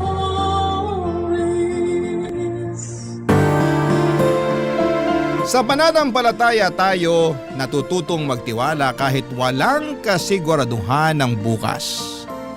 Dumaan man tayo sa mga matitinding pagsubok kapag nagtiwala tayo sa Diyos. Ang bawat paghihirap natin ay palaging may dahilan. Ikaw, kabarangay, anong klaseng pagsubok sa buhay ang pinagdaanan mo na mas nagpatibay pa sa iyong pananampalataya? Dear Papa Dudut, hindi lahat ay naniniwala sa milagro dahil hindi naman lahat ay naniniwalang may Diyos. Isa po ako sa mga taong ganon ang mindset noon. Mas naniniwala ako sa siyentipikong eksplanasyon kesa sa mga haka-haka na wala namang patunay. Ako po si Zara, 35 years old at isang business owner. Atheist ang tawag sa mga katulad ko. Mga taong hindi naniniwala sa may kapal o sa anumang uri ng Diyos dahil ang tingin namin sa mga ganong bagay ay pawang supernatural lamang o kababalaghan katulad ng mga multo. Lumaki kasi ako sa isang pamilya kung saan ay kayod kalabaw ang mga magulang namin. Sa sobrang busy nila sa pagtatrabaho para mabuhay lang kami magkakapatid ay hindi na nila kami nagabayan at naalagaan ng mas maayos. Dahil doon ay hindi na rin nila naipakilala sa amin ang konsepto ng relihiyon. Never pa nga akong nakapasok sa simbahan simula pagkabata ko, maliban na lamang noong naging flower girl ako noong kinasal ang tito ko.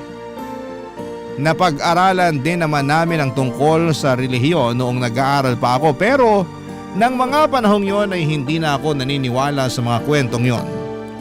Katulad lamang sila ng mga bayani ng nakaraan na para sa akin ay hindi na importante sa buhay natin sa ngayon. Ganon ako mag-isip noon, Papa Dudut. Ngayon ay kinakahiya ko na ang bersyon kong yon dahil sarado ang pag-iisip ko noong bata-bata pa lamang ako, Papa Dudut.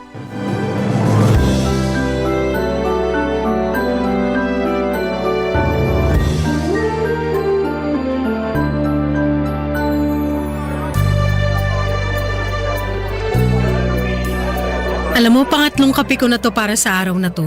Talaga ba? Talagang isinabuhay mo na yung salitang coffee is life ah. Totoo rin naman kasi na kape na lang ang talagang bumubuhay sa akin ngayon.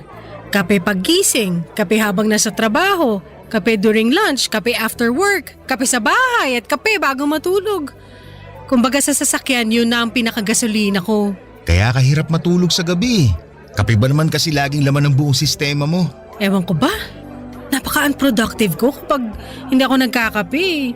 Parang wala akong gana sa buhay kapag walang kape. Mabuti na lang pala nagkalat ang coffee shops dito sa trabaho mo. Kaya sabi ko sa'yo, dito na lang tayo magkita kasi maraming pagpipilian dito. Maiba tayo. Hindi pala ako pwede next weekend kaya cancel na lang muna yung Tagaytay natin. Ha? Bakit? Bakit naman? May youth camp yung church namin sa Sabado at Linggo. Ako yung isang sasama sa kanila para magbantay. Ano ba yan? Para saan ba yung youth camp na yan? Community building tsaka spiritual growth ng mga kabataan sa church namin. Mga ganong bagay. Ano namang ginagawa nyo dun? Nagdadasal? Hindi lang naman pagdarasal yung ginagawa doon. Maraming activities. Tulad ng ano? Basta marami. Gusto mo sumama para malaman mo? No thanks. Gagala na lang ako. Baka mamaya masunog pa ako kapag sumama ako dyan sa paeme nyo. Subukan mo lang. Masaya yun. Ay naku, magmumukha lang akong KJ doon. Alam mo naman ako hindi ako maganyang tao. Oo nga pala. Ano ulit yung tawag sa tulad mo na hindi naniniwala sa Diyos? Atheist ba yun? Oo, atheist ang tawag sa mga taong mas naniniwala sa science kaysa sa mga gawa-gawang kwento lang. Okay. Oh, bakit? Magsisimula na naman ba tayo magdebate tungkol dyan? Hindi kita uurungan. Wag na. Matatalo ka rin naman eh. Natalo ka nga nung huling nagdebate tayo. Hindi excuse me. Pero bakit? Bakit ba mahirap sa'yong paniwalaan na may Diyos? Kasi hindi ko pa siya nakikita. Ni isa sa atin, 7.7 bilyong tao sa mundo, wala pang nakakakita sa Diyos na tinutukoy nyo. So kung hindi mo pa nakikita, hindi ka talaga maniniwala? To see is to believe, sabi nga nila, 'di ba? Eh bakit yung hangin?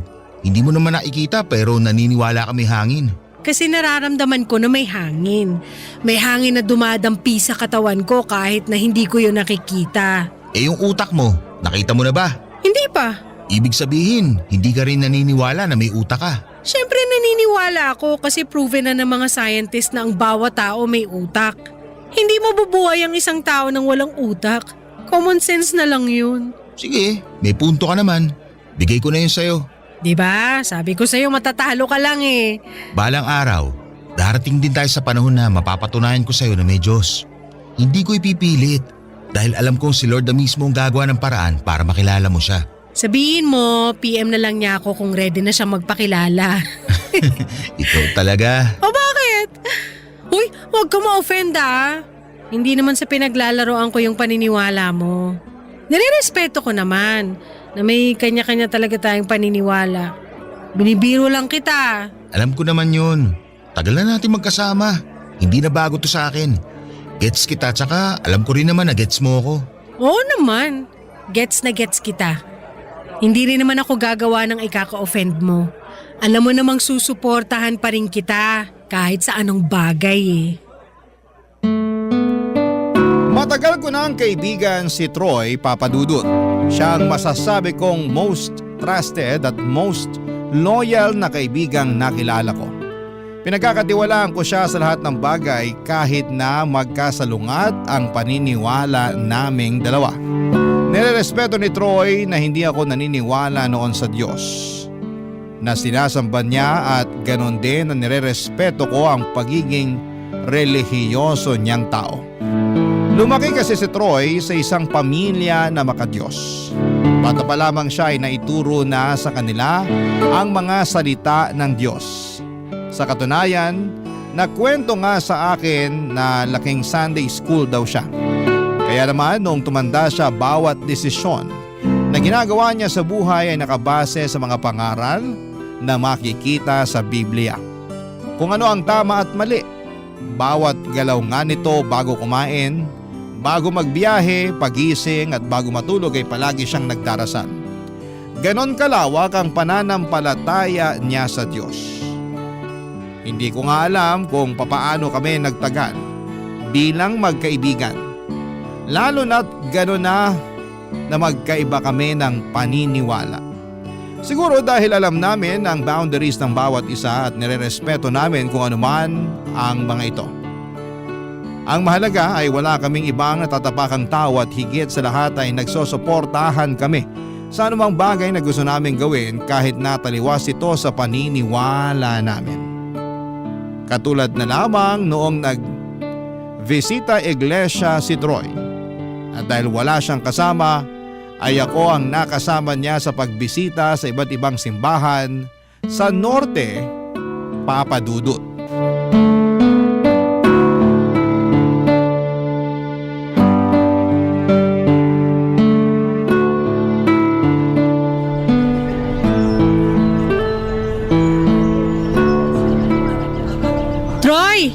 Tapos na ba yung misa? Oo, tapos na. Kanina pa kita inaantay dito sa tapat ng simbahan eh. Di naman kita makontak. Sorry, late ko na nabasa. Naka-do not disturb phone ko eh. Hindi ka man lang pumasok sa simbahan. Kaya nga tayo nagbisita iglesia, para magsimba, hindi para mamasyal. Alam mo namang hindi mo ako mapapapasok sa simbahan. Baka mamaya masunog pa ako dyan. Sumama ako sa'yo para may kasama kang bumiyahe. Kasi sabi mo busy yung mga kapatid mo. Hindi naman ibig sabihin no na makikisimba na rin ako sa'yo. Yung pasyal lang talaga ang habol ko.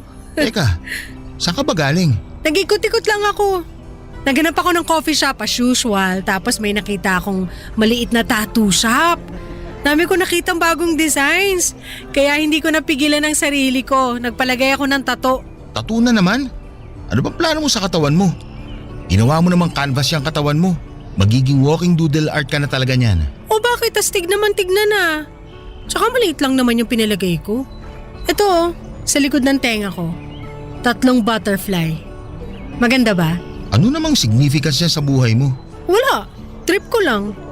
Kailangan ba laging may significance yung tattoo? Di pwedeng bet ko lang kaya ako pinatato? Pwede rin naman pero lifetime na yan eh. Di na mabubura kaya mahirap magpatattoo ka ng kung ano-ano. Dapat yung may meaning. Something na worth it para sirain yung balat mo. Grabe naman yung sirain yung balat. Ba't ang hilig yung i-down yung mga tattoo? FYI, yung mga ninuno natin, tad-tad din ang tattoo yung katawan nila noon. Oo nga, pero yung tattoo naman nila may kinalaman sa kultura. Basta.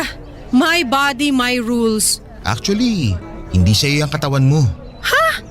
Kanino naman? Huwag mo sabihing sa Diyos na naman. Oo, totoo naman. 1 Corinthians chapter 6 verse 19 to 20. Do you not know that your bodies are temples of the Holy Spirit, who is in you, whom you have received from God? You are not your own. You were bought at a price. Therefore, honor God with your bodies. Yan ang sabi sa Biblia. Hindi mo pag-aari ang katawan mo, kaya hindi mo hawak ang desisyon dyan.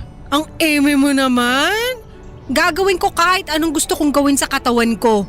Wala na magagawa yung leader nyo dyan. Meron. 1 Corinthians chapter 3 verse 16 to 17. Don't you know that you yourselves are God's temple and that God's Spirit dwells in your midst? If anyone destroys God's temple, God will destroy that person. For God's temple is sacred and you together are that temple. Ay, tigil-tigilan mo ako sa mga ganyan.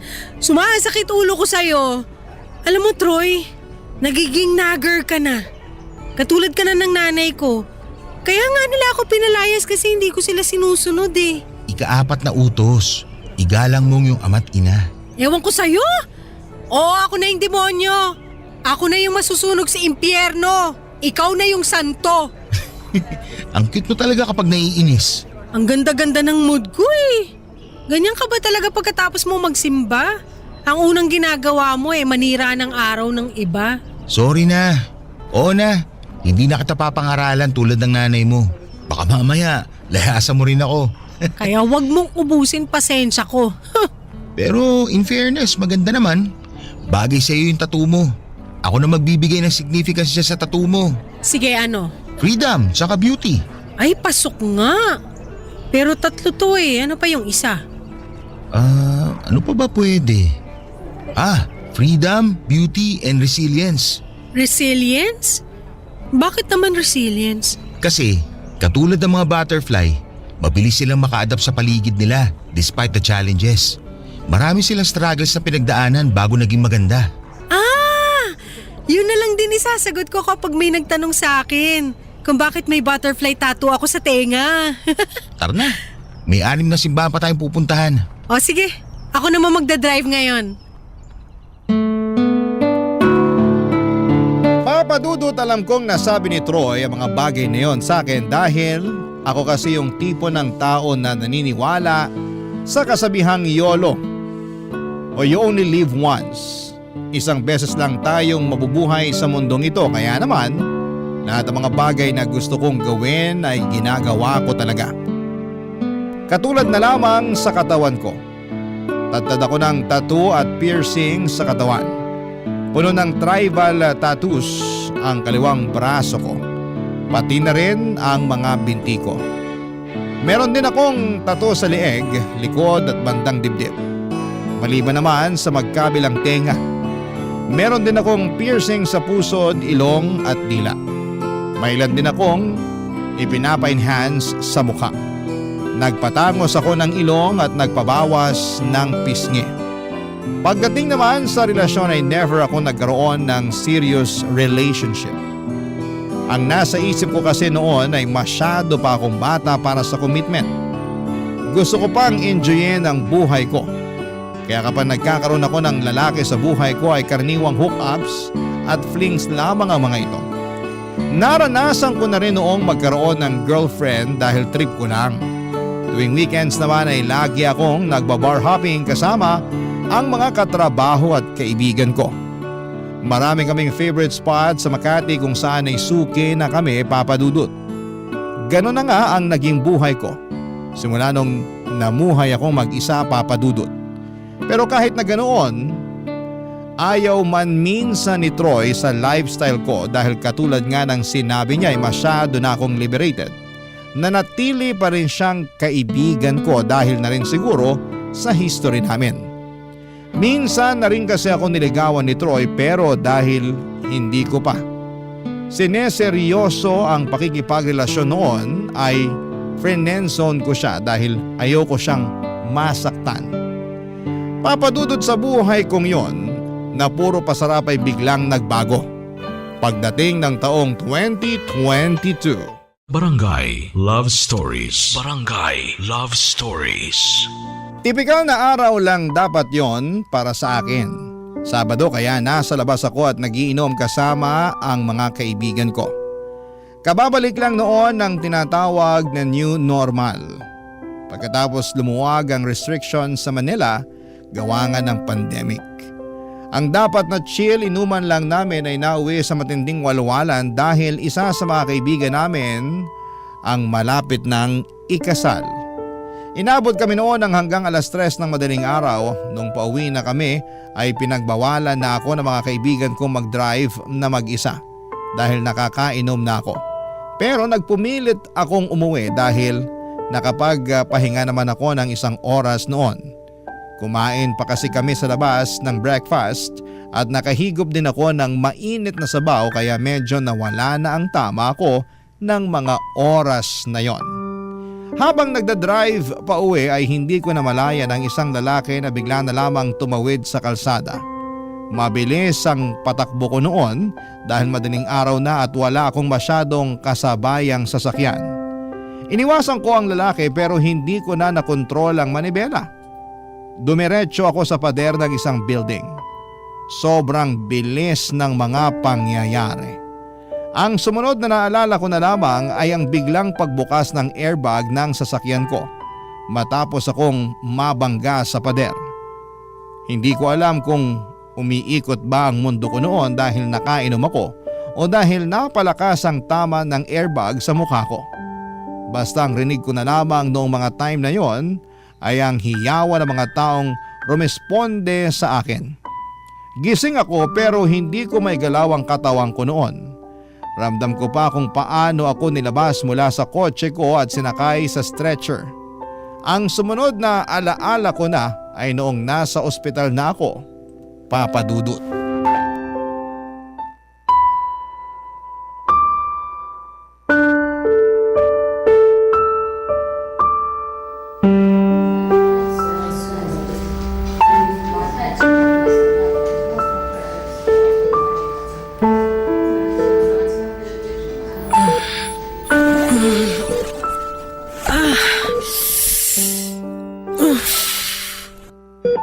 Troy? Zara, salamat sa Diyos, gising ka na. Anong nararamdaman mo? May masakit ba sa'yo? Hindi ko alam.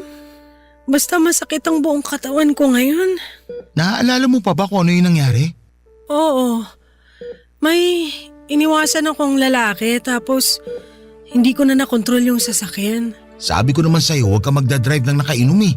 Hindi naman ako lasing nung nag-drive ako eh. Kahit na, nakainom ka pa rin. Pinagalitan ko nga yung mga kasama mo kagabi. Dapat hindi ka nila hinayaang mag-drive. Wala silang kasalanan. Pinigilan din naman nila ako. Ako lang talaga yung nagpumilit.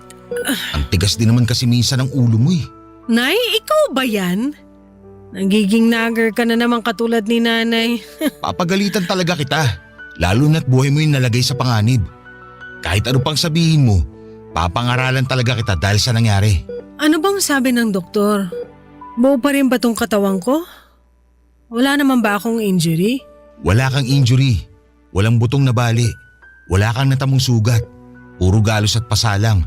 Milagro nga yung nangyari. Kasi kung makikita mo lang kung ano itsura ng sasakyan mo ngayon, parang niyuping lata. Totoo yata talaga yung horoscope ko na suswertehin ako ngayong taon. Ayaw mo maniwala sa Diyos tapos sa horoscope naniniwala ka. Hindi naman ako naniniwala sa mga ganon. Saktong nabasa ko lang yun sa feed ko ng bagong taon. Ay naku Zara, ewan ko sa'yo. Grabe ka, pinag-alala mo ako. Sorry, hindi ko naman ginusto yung nangyari. Alam ko pero pwede naman sana kasing maiwasan eh. Opo, hindi na po yun mauulit. Kung sana kasi sumama ka sa mga gala namin para may kasama akong umuwi. Hindi ako umiinom at huwag mong gamitin yan para gawin akong lasenggo. Ikaw talaga, napaka-bad influence mo. Joke lang. Pero masaya ako na makitang okay ka na. Sure ka na wala ka na talagang ibang nararamdaman dyan. Okay na ako. Para lang akong binugbog yun yung nararamdaman ko ngayon. Mamaya magra-rounds ulit yung doktor. Mas mabuting ikaw na mismo yung makausap niya. Hindi pa ba ako pwedeng ma-discharge? Hindi pa. May ilang test pa raw silang kailangan gawin sa'yo.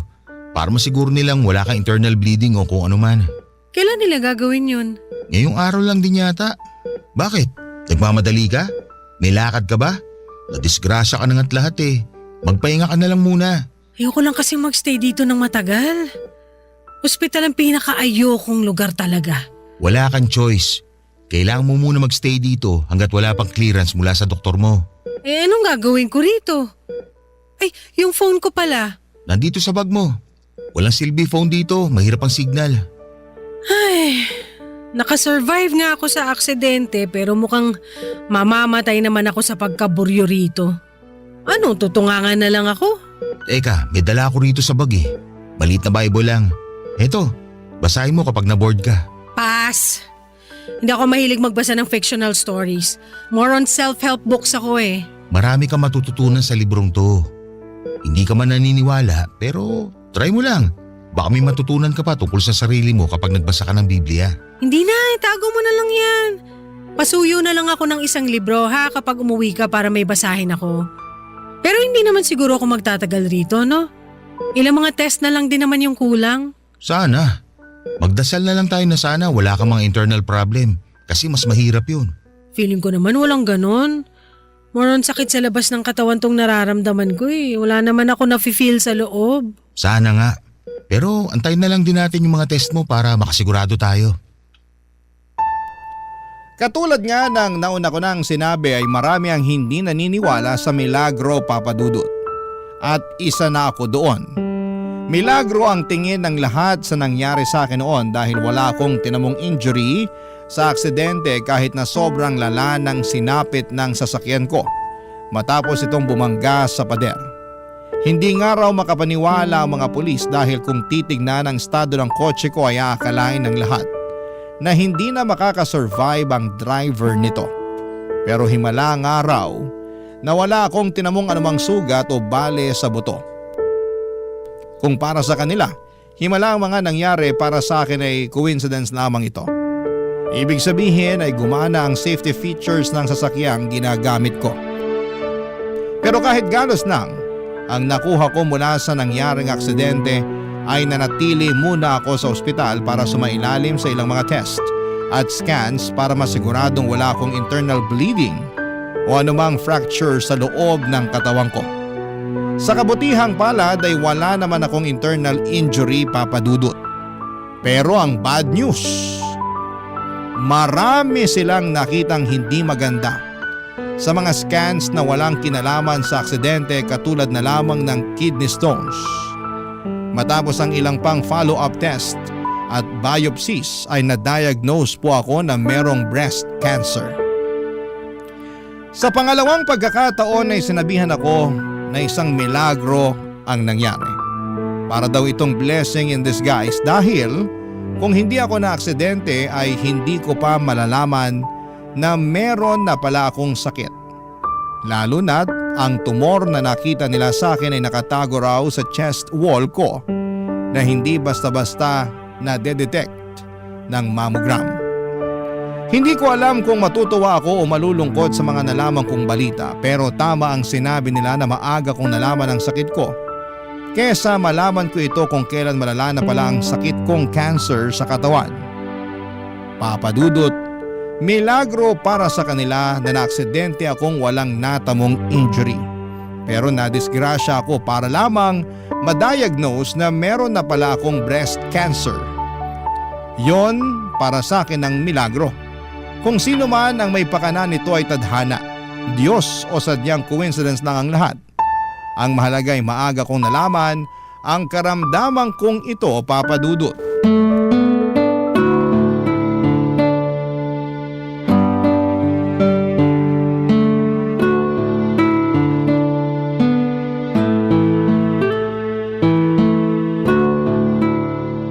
Ready ka na? Napak mo na ba lahat ng mga gamit mo? Oo. Nakaayos na lahat. Tara na. Daan na lang tayo sa billing para cleared na tayo. Oh, akala ko ba ayaw mo magstay dito sa ospital? Ba't di ka pa tumatayo dyan? Sandali lang. Dito muna tayo saglit. Bakit? Okay ka lang ba? Uy, okay ka lang ba? May masakit ba sa'yo? Anong meron? Uy, Sarah! Wala to. Anong wala to? Ngayon na kita nakitang umiyak ng walang dahilan. Hindi ka naman umiiyak eh. Bakit nga? Ba't ka umiiyak? Wala, tara na. Hindi. Wala nga alis dito hanggat hindi mo sinasabi sa akin kung bakit bigla-bigla ka nalang umiiyak dyan. Pinag-aalala mo na naman ako eh. May nalaman kasi ako masamang balita sa doktor ko kanina. Ano yun? Akala ko ba okay na lahat? Pinapauwi na nga tayo, di ba? Cancer ako, Troy. May nakita silang tumor dito sa tip-tip ko. Ha? Imposible. Wala naman kayong history ng cancer ah. Wala nga, pero hindi naman ganun yun eh. Kahit sino pwede magka-cancer tulad ko. Cleared ako sa nangyaring aksidente. Wala akong injury pero may iba pa pala akong problema. Kaya pala may follow-up test silang gustong gawin sa'yo. Gano'n raw kalala? Anong stage? Stage 2. Pero malalabanan pa naman daw, di ba? Kakayanin pa ng treatment? Oo, yun ang sabi sa akin.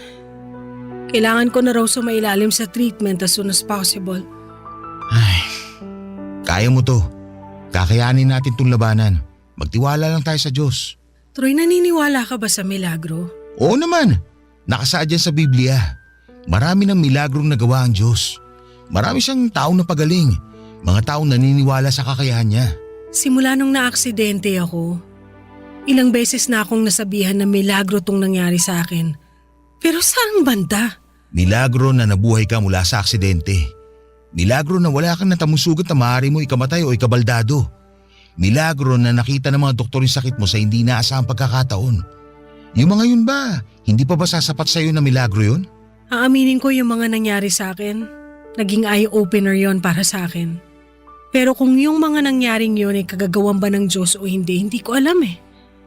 Basta ang alam ko lang, may sakit ako ngayon at hindi ko alam kung malalampasan ko ba to o hindi. Malalampasan mo to. Alam kong kaya mo tong labanan. Magtiwala ka lang. Saan? Sa Diyos? Ipagkakatiwala ko sa Kanya tong buhay ko? Magtiwala ka sa sarili mo, sa mga doktor na tutulong sa'yo malunasan tong sakit na to. At kung kaya, magtiwala ka rin sana sa Diyos. Kahit na hindi ka naniniwala sa Kanya, subukan mo lang. Ewan ko. Bahala na. Alam na ba to ng pamilya mo? Ng nanay mo? Hindi pa. May plano ko bang sabihin sa kanila ang totoo? Ipapaalam ko rin naman sa kanila yung sakit ko. Ayoko rin namang tsaka na lang nila malaman ng totoo kapag patay na ako. Mas maganda na masabihan ko sila. Baka sakaling may chance pa kami magkabati. Sure ako, hindi ka matitiis ng mga magulang mo. Lalo na ngayong may pinagdadaanan ka. Tara na, umuwi na tayo. Gusto ko nang mapag-isa. Sige, amin niya ang bag mo. Ako na magbubuhat. Salamat. Papadudot agad-agad akong sumailalim sa treatment. Mahirap ang mga sumunod na buwan para sa akin dahil hindi pala simple ang sumailalim sa mga ganong klase ng treatment. Hihigupin ito hindi lang ang lakas mo, kundi pati na rin ang mental na kapasidad ng isang tao. May punto nga noon na parang gusto ko na lamang mag-give up dahil parang hindi nakakayanin ng katawan ko ang pinagdadaanan kong treatment noon. Napakalakas kasi ng naging side effect ng chemotherapy sa akin sa puntong nakita mismo ng mga mata ko ang pagbabago sa katawan ko. Mabilis po akong nangayayat at nawala ng gana sa buhay. Nang mga panahong yon, unti-unti ring napalapit sa akin ang pamilya ko na itinakwil ako dahil sa pagrebelde ko.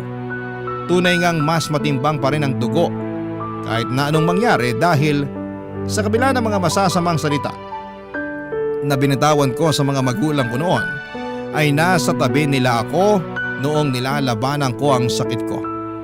Hindi rin ako iniwan ni Troy. Siyang nag-alaga sa akin noong nagpapakimo ako. Ang mga araw na yon ang isa sa mga pinagdaanan ko na gusto ko nang ibaon sa limot dahil ng mga panahong yon, kada kimo ay para akong mamamatay na. Masakit ang buong katawan ko. Hirap akong huminga, nangihina ako at wala akong ganang kumain kahit na nagugutom na ako. Isang araw bago pumasok sa trabaho si Troy ay dumaan siya sa bahay. Ipinagluto niya ako ng breakfast.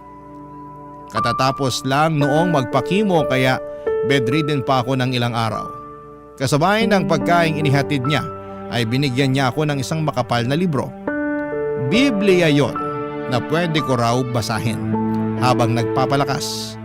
At dahil bored ako noong araw na yon ay binuksan ko ang Biblia na ibinigay ni Troy na baling ang tingin ko sa isang Bible verse na siyang bumago sa buhay ko at paniniwala, Papa Dudut. Barangay Love Stories. Barangay Love Stories. But if I do them, though you do not believe me, believe the works that you may know and believe that the Father is in me and I in him. John 10 verse 38. Yan ang kauna-unahang Bible verse na nabasa ko sa Bibliyang ipinahiram sa akin ni Troy noon. Saktong-sakto yon sa pinagdadaanan ko noon para sa isang taong hindi naniniwala sa Diyos. Simula noon tuwing natatapos ang session ko ng chemo ay Bible ang binabasa ko habang nagpapalakas ako. Hindi man naniniwala ay yun na ang naging sandalan ko tuwing gusto ko nang bumigay. Surprisingly ay maraming bagay ako nabasa sa Bible na nakaka-relate ako at sa maniwala man kayo o sa hindi, gumaan po ang pakiramdam ko tuwing nagkakaroon ako ng kalinawan ng pag-iisip. And for the first time tuwing sobrang nangihina ang katawan ko at totally drained na ang pag-iisip ko dahil mag-isa lamang ako noon sa bahay kapag busy si Troy at mga kamag-anak ko sa trabaho ay sinusubukan kong magdasal. Hindi ako marunong magdasal, Papa Dudut. Hindi ko alam kung may tamang form ba ang pagdarasal. Kung nakaupo ba, nakaluhod ba, magkataklob ang mga kamay, nakayuko o nakatingala. Basta ang ginawa ko na lamang ay kinausap ko si Lord. Sinabi ko po sa kanya ang lahat ng mga bagay na hindi ko na kayang gawin. Sinabi ko rin sa kanya mga bagay na gusto ko pang makamit at maranasan. Tuwing ginagawa ko yon ay gumagaan ang pakiramdam ko, Papa Dudut. May isang beses nga noon na sobrang sakit na ng nararamdaman ko pagkatapos ng chemo at ang tanging nasasambit ko na lamang ay ang paghingi ng tulong sa Diyos. Na sana'y malampasan ko na ang pinagdadaanan ko. Sa mga panahong yon, isang bagay ang na-realize ko. Napakalaking tulong din pala ng tiwala at pananampalataya lalo na sa mga panahong wala kang ibang makakapitan. Ang realization na ito ang ibinahagi ko kay Troy noong minsang mag-overnight siya sa bahay para bantayan ako, Papa Dudut.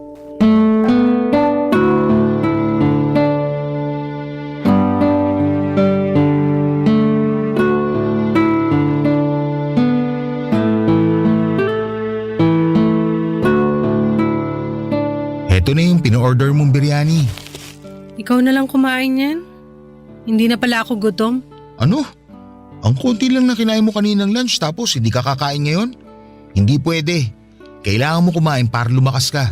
Nabasa ko sa internet, habang kinikimo raw, hindi dapat ipakain sa pasyente yung mga paborito na lang pagkain. Huh? Bakit naman? Kasi once na gumaling kami, hindi na namin makakain ulit yung mga paborito namin. Kasi ipapaalala lang nun yung mga paghihirap na pinagdaanan namin habang nagpapakimo. Kung alam mo lang yung hirap na pinagdadaanan ko. Gusto kong kumain. Ang dami kong cravings pero kapag isusubo ko na yung pagkain, naduduwal ako. Sinusuka ng bituka ko yung pagkain. Ayoko naman yung favorite food ko maging most hated food ko na. Okay. Gets ko na. So, anong gusto mong kainin ngayon? Yung ayaw mo? Gusto mong pakainin kita ng ampalaya? E di mas lalong hindi ka kakain yan. O sige, tabi mo na lang yan. Susubukan kong kumain mamaya. Ngayon na. Sakto, mainit pa to. Hindi nga pwede ngayon. Hindi yan tatanggapin ng katawan ko. Sige mamaya. Basta promise mo kakain ka ha. Malapit na yung operasyon mo. Kailangan mo magpalakas ng katawan. Oo na. Ano namang nararamdaman mo ngayon? Natatakot ka ba na malapit na yung operasyon mo? Siyempre oo. Ikaw ba naman yung tanggalan ng dibdib? Tsaka first time ko rin magpa-opera. Natatakot ako kasi mababawasan ako ng parte ng katawan. Hindi ko alam kung paano ko tatanggapin na hindi na ako kompleto. Ang isipin mo na lang, para to sa ikabubuti mo. Mababawasan ka man ng parte ng katawan, at least, malalabanan mo naman ang sakit mo. Hindi ba mas maganda yon? Oo, yun naman talaga dahilan kung bakit ako magpapa-opera eh. Pero hindi ko alam, natatakot pa rin ako eh. Alam mo kung ano magpapawala sa takot mo? Ano? Kumapit ka sa Diyos. Sa mga ganitong oras, wala kang ibang makakapitan kundi siya lang. Susubukan ko. Talaga? Hindi yan yung sagot na inaasahan ko mula sa iyo ah. Akala ko magiging sarcastic ka na naman. Sa estado kong to, wala na akong karapatang maging sarcastic pa. Lahat ng tulong na kailangan ko hindi ko na talaga tatanggihan kasi hindi ko na talaga kaya. Magpakatatag ka lang. Kaya nga nagpapasalamat ako na nandyan ka eh. Thank you kasi hindi mo ko iniwan at my worst. Sobrang lugmok na ako ngayon pero nandyan ka pa rin. Inaalagaan ako, binabantayan. Thank you. Wala yun. Siyempre kaibigan kita. Alangan naman pabayaan kita kung kailan mas kailangan mo na makakasama. Hindi ako ganung tao no. Salamat din pala dun sa Bible na iniwan mo sa bedside table ko. Ang laking tulong nun sa akin tuwing mag-isa lang ako rito sa bahay. Nagbabasa ka na ng Bible? Wow! Naisip ko lang basahin kasi tama yung sinabi mo. Kapag mag-isa na lang ako at wala akong ibang matakbuhan, yung Bible na yun na naging sandigan ko nung sobrang hirap na ako. Ang totoo niyan, hindi ako nag-iwan ng Bible na yun. Ha? Eh sino? Yung nanay mo. Tulog ka noon nung dumalaw sila rito sa bahay mo. Nag-iwan lang sila ng pagkain saka yun nga. Iniwan nila yung Bible sa kwarto mo. Siya pala nag-iwan nun. Nakala ko ikaw. Alam mo, masaya ako na nagkaayos na kayo ng pamilya mo. Another miracle, di ba? Akala ko, habang buhay na kayo magkagalit ng nanay mo pero tignan mo. God moves in a mysterious way talaga. Ganun pala yun, no? Akala ko, napakahirap paniwala sa isang bagay na hindi pa naman napapatunayan pero eto ako ngayon, naniniwala na. Hindi dahil may sakit ako ngayon kundi dahil sinubukan kong maniwala. Para siyang hangin, hindi ko nakikita pero nararamdaman ko na siya ngayon. Gusto mo bang mag-invite ako ng pastor para ipag-pray ka bago yung operasyon mo? Para kahit papano, mabawasan yung takot na nararamdaman mo. Sige, pwede naman. Wala namang mawawala eh. Sige, may kakilala akong pastor na pwedeng kontakin. Salamat. Dumating ang araw bago ang operasyon ko. Sabay na dumating sina Troy kasama ang pastor na kakilala nito para ipag-pray over ako. Akala ko ay dadasalan lamang ako ng pastor na yon para magkaroon ako ng successful surgery pero sa halip na magdasal agad ay nakipagkwentuhan muna siya sa akin. Kinilala niya ako at ipinakilala niya rin sa akin ang sarili niya. Parang small talk lamang ang nangyari na nauwi sa malalim na usapan. Maya-maya ay hindi ko napansin na nagsimula na palang mag-preach si pastor. Ang nagustuhan ko sa kanya ay parang nagkukwento lamang siya. Hindi siya nangangaral. Ang ginawa lamang niya ay magbahagi ng mga kwento kung saan ay naire-relate nito ang mga salita ng Diyos. Napag-usapan namin ang tungkol sa acceptance of the higher power, pati na rin po ang tungkol sa tulong na nagagawa ng matinding pananampalataya at pagtitiwala sa Panginoon. Noong nagsimulang magdasal si pastor ay unti-unting bumuhos ang luha ko. Hindi ko alam kung bakit pero ramdam ko ang presensya ni Lord na parang humahaplos sa buo kong katawan ng araw na yon. Kinaumagahan ay sumailalim ako ng surgery at naging successful naman po ito, Papa Dudut. Sa mga sumunod na buwan ay pinagpatuloy ko ang treatment. Habang nagpapagaling ay sinamahan ako ni Troy na magpunta sa church ni pastor kada linggo. Doon ay palagi kong ipinagpapasalamat na nalagpasan ko ang sakit ko at patuloy ang pagpapagaling ko.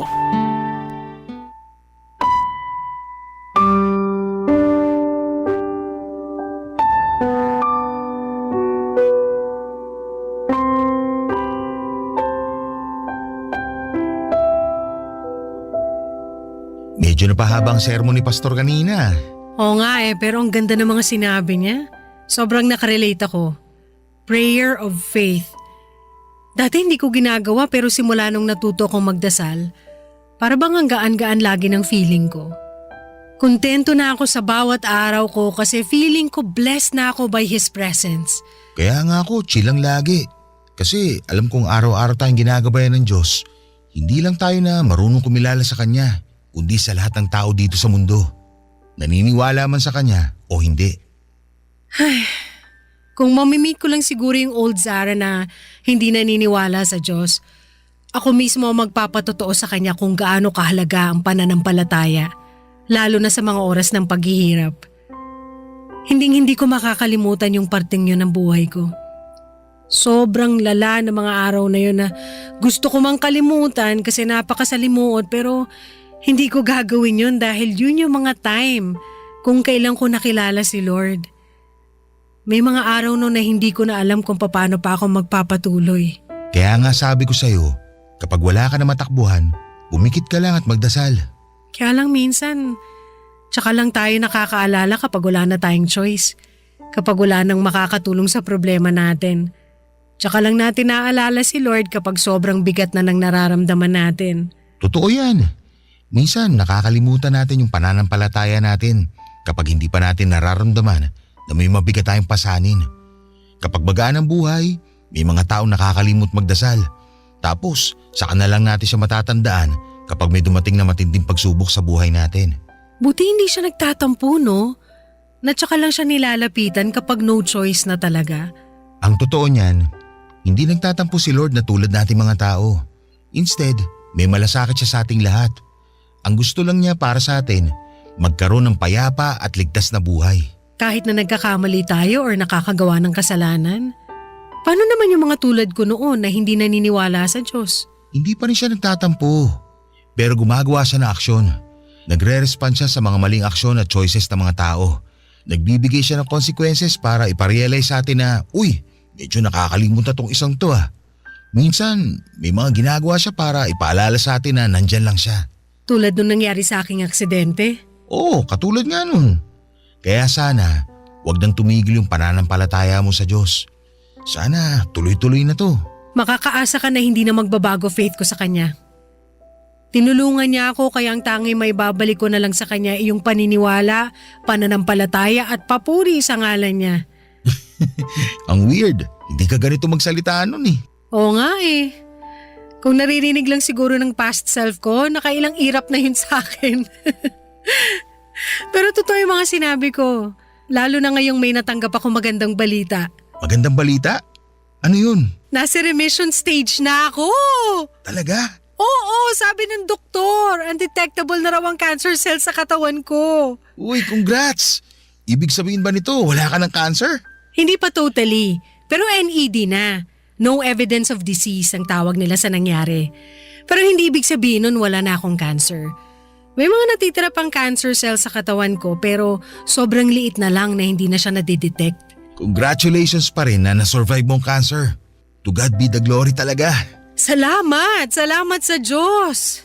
Sige, dahil dyan, manlilibre ako ng lunch ngayon with Anli Coffee. Okay na ako sa lunch. Nagkape na ako kaninang umaga eh. Uy, totoo ba to? Ngayon ka lang nagpasakape ah. Binabawasan ko na rin yan. Too much of something is bad for your health nga, di ba? Tsaka papunta na tayo sa gluttony niyan eh kapag napasobra sa mga pagkain. Siyang tunay. Ano, tara na? O sige, let's go! Papadudot, marami na po ang mga nagbago simula nang nangyari yon sa akin. Masasabi kong healthy na ulit ako at hindi lang physically kundi spiritually. Natuto na akong alagaan ang sarili ko hindi dahil takot akong mangyari ulit ang nangyari noon, kundi dahil inirerespeto ko na ang katawan ko at buhay na pinahiram sa akin. Hindi na ako katulad ng dati na palainom at kung kani-kanino nakikipagrelasyon.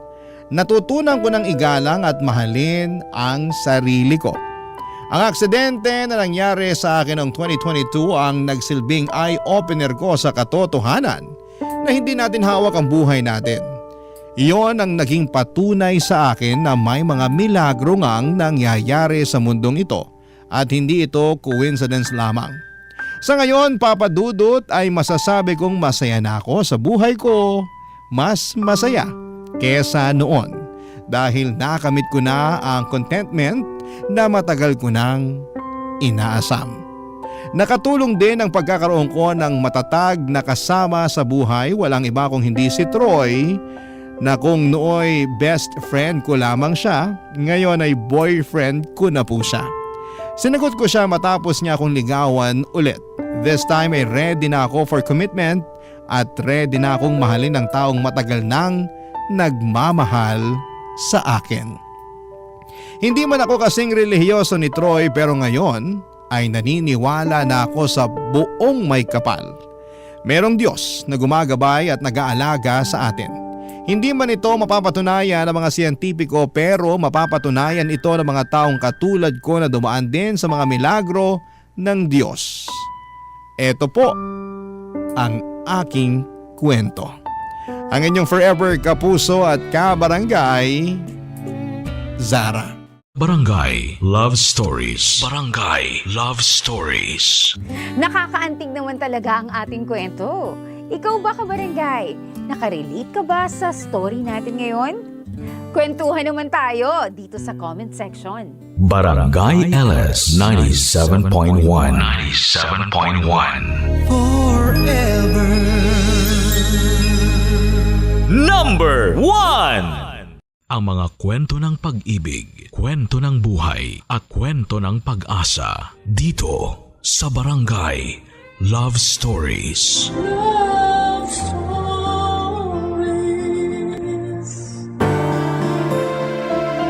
Pahalagahan natin ang oras ng isang tao sa pamamagitan ng pagrespeto sa kanilang paghihintay. Huwag nawa tayong maging dahilan upang masayang ang kanilang mga oras. Ikaw, kabarangay, may respeto ka ba sa ibang tao? Dear Papa Dudut, isang mapagpalang araw sa inyo at sa mga kabarangay nating katulad ko na palaging nakikinig sa Barangay Love Stories. Tawagin niyo na lamang po ako sa pangalang Kesha, 36 years old at taga Quezon City. Sa kasalukuyan ay nagtatrabaho po ako bilang isang virtual assistant. Pero dati akong private employee sa isang law firm sa Manila bago ko nakilala ang asawa ko. Noong kinasal kami ay nag-resign ako sa trabaho dahil gusto na naming magka-baby. Nasa early 30s na kasi ako that time at nasa lahi namin ang hirap sa pagbubuntis. At ng mga panahong yon, ang programa ninyong Barangay Love Stories ang palagi kong pinakikinggan. Papa Dudut, hindi kumpleto ang bawat tanghali ko sa tuwing hindi ako nakakapagbukas ng radyo upang mapakinggan ang mga kwentong ibinabahagi ninyo. Sa katunayan ay naimpluwensyahan ko na ngang makinig sa inyo ang kaibigan kong si Nia na siya ring nagsabi sa akin na magpadala ng sulat sa inyong istasyon. Dahil baka sakaling umere ang istorya ko. Magsisimula ang lahat taong 2023 kung saan nasa pangalawang taon na kaming kasal ng aking asawa.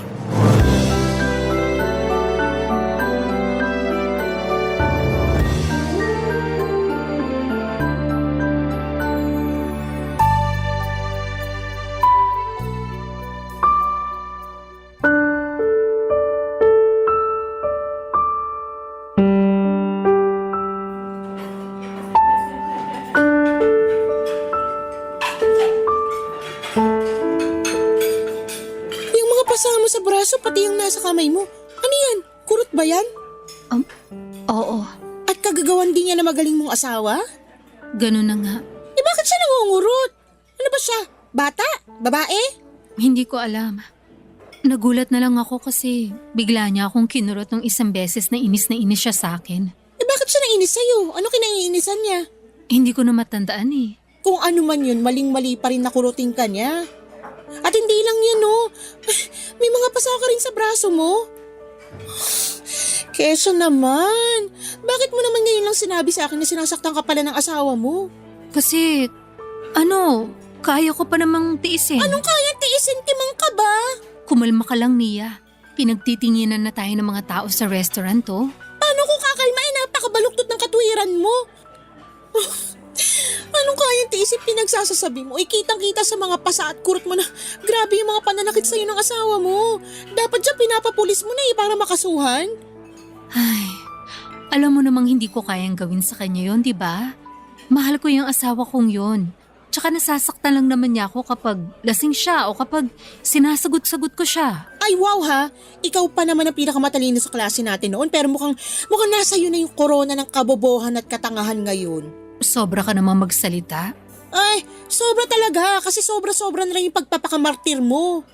Ay, naku, saan ka naman nakakita ng pinipisikal pero pinagtatanggol pa yung namisikal sa kanya? Ikaw lang kilala ko na ganyan eh. Umayos-ayos ka nga, Kesha. Anong gusto mong gawin ko? Makipaghiwalay ako sa asawa ko, ganun ba? Malamang oo.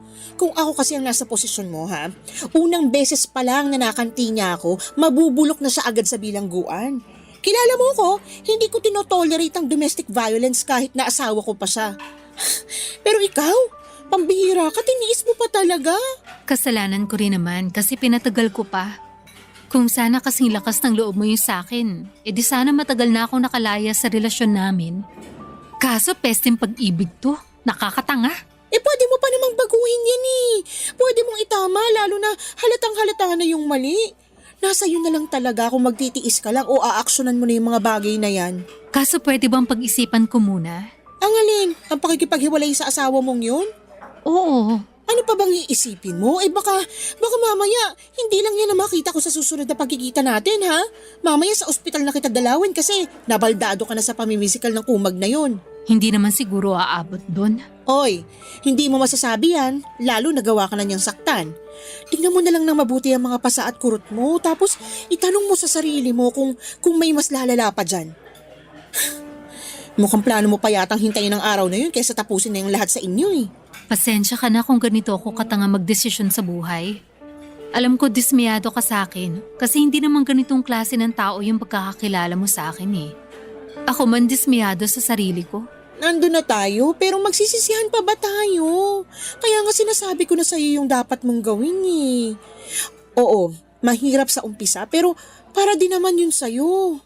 Huwag mong inormalize ang pang-aabuso kahit na asawa mo pa siya.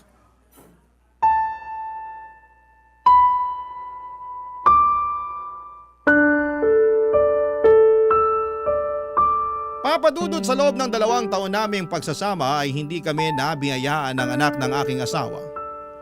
Ako ang may problema at hindi ko naman yon inilihim sa kanya. Kahit na noong magkasintahan pa lamang kami. Sabi niya ay ayos lang daw kahit na hindi na kami magka-baby pero unti-unting nagbago ang ihip ng hangin para sa asawa ko. Doon na po siya natutong mambabae at ang katwiran niya ay dahil hindi ko raw siya magawang bigyan ng anak. Kaya hindi niya maramdamang buo siya bilang lalaki. Bukod doon ay nananakit na rin ang asawa ko pero tiniis ko na lamang ang lahat ng ilang buwan bago ako nagkalakas ng loob na magkwento kay Nia. Tulad ng inaasahan ay nagalit sa akin ang kaibigan ko dahil hinayaan ko lang daw na ganuhin ako ng asawa ko. Doon ko na pag-isip-isip na dapat ay mas tinatapangan ko ang loob ko at nanindigang huwag magpaabuso kahit na mahal ko pa yung tao. Simula ng araw na yon, Papa Dudut, ay plinano ko na ang pakikipaghiwalay ng landas sa asawa ko, kaya lang sa kasamaang palad ay bigla naman itong namatay dahil sa namuong ugat sa ulo na bigla na lamang pumutok, Papa Dudut.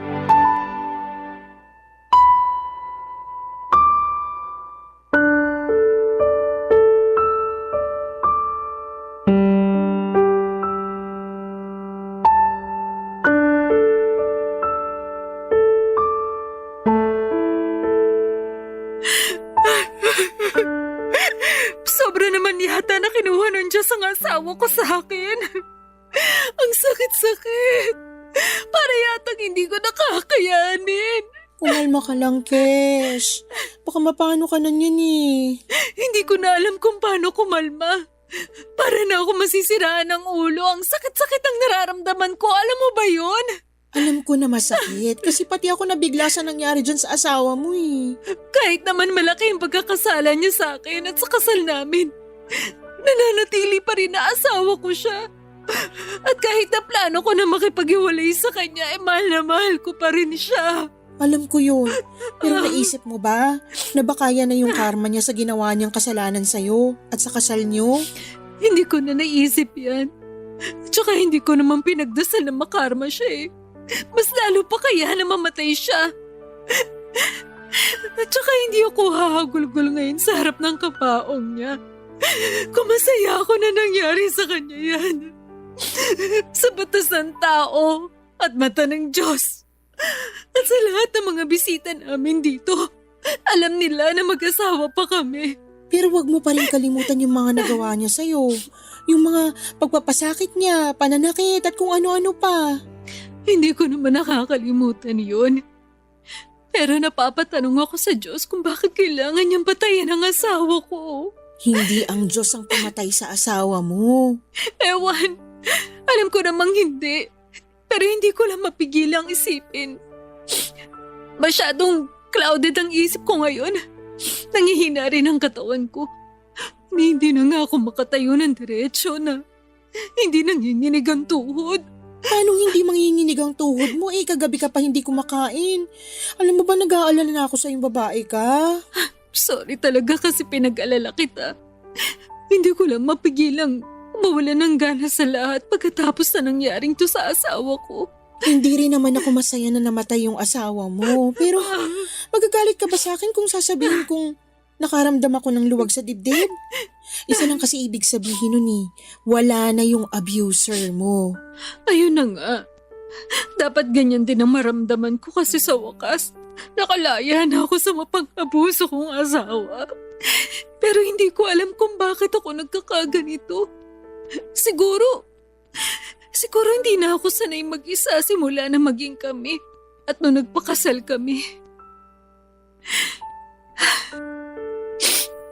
Napakarami naming pangarap sa isa't isa. Na kahit nahihirapan kami magka-baby, handa kami maghintay. At gawin ang lahat dahil sigurado naman kaming naririnig ng Diyos sa mga panalangin namin. Alam ko naman yun. Saksi ako sa journey niyo ng pagkakaroon ng baby. Nakita ko yung ups and downs niyo bilang mag-asawa hanggang sa tinago mo na sa akin yung sakit na katotohanan na ginagawa niya sa'yo. Kaya nga anong luwag sa dibdib ko na wala na siya eh. Pero tama ka, na sobra-sobra naman na namatay siya. Tungkol naman dun sa sinabi mo na di ka sanay mag-isa, huwag ka mag-alala kasi nandito naman ako. Handa ako na samahan at tulungan ka sa pag-move on mo dahil magkaibigan naman tayo. Alam ko naman na magkaibigan tayo. At nagpapasalamat ako sa bagay na yun. Pero may sarili ka rin buhay na dapat pagtuunan ng pansin. May pamilya ka, may asawa ka at mga anak na mas kailangan kaysa sa akin. Pamilya na rin ang turing ko sa'yo. Kaya kung malulungkot ka lang din sa pag-iisa mo sa bahay niyo pagkatapos ng libing ng asawa mo welcome ka sa bahay namin. May isa pa namang kwarto doon na hindi ginagamit Lilinisan ko na lang para maging presentable naman at komportable pagkadating mo. Sobra naman yata yun. Nakakahiyaan Pinagsasasabi mo dyan. Huwag kang mahiya sa akin ha. Magkaibigan tayo. Tsaka para na rin kapatid ang turing ko sa'yo kaya alisin mo na nga yung hiya mo na sa akin na yan. Hindi ka na ibang tao.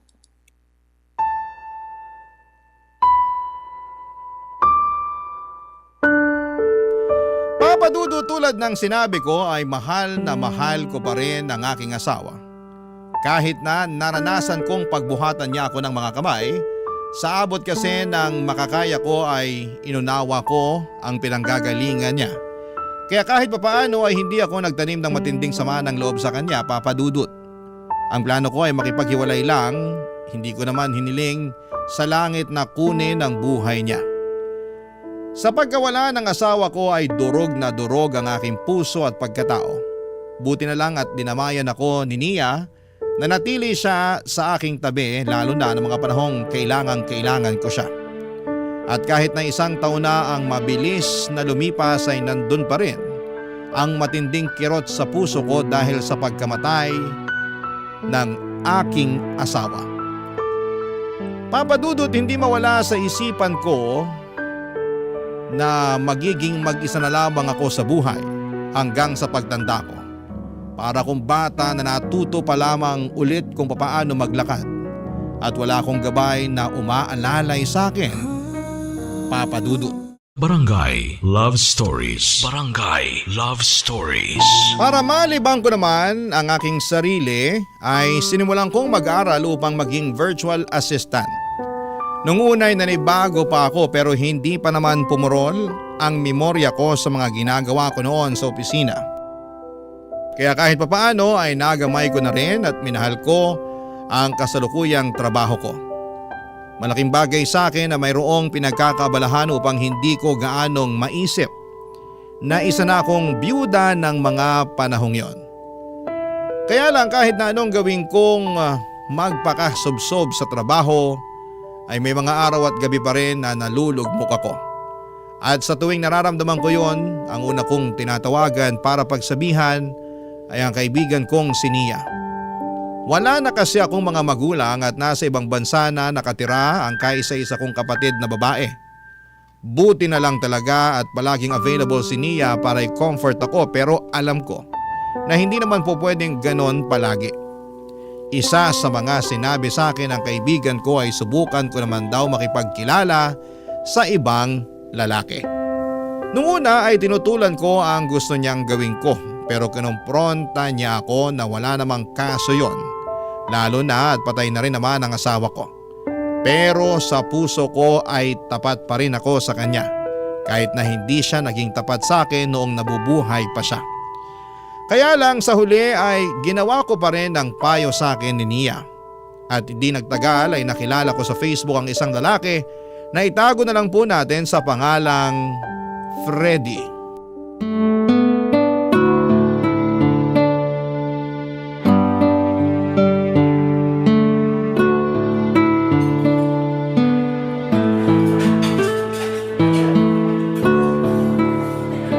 So, ilang taon na yung mga anak mo?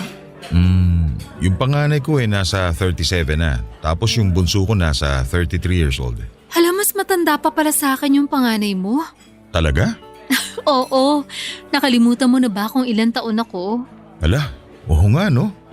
Mas matanda pa nga panganay ko sa'yo kasi 35 years old ka pa lang.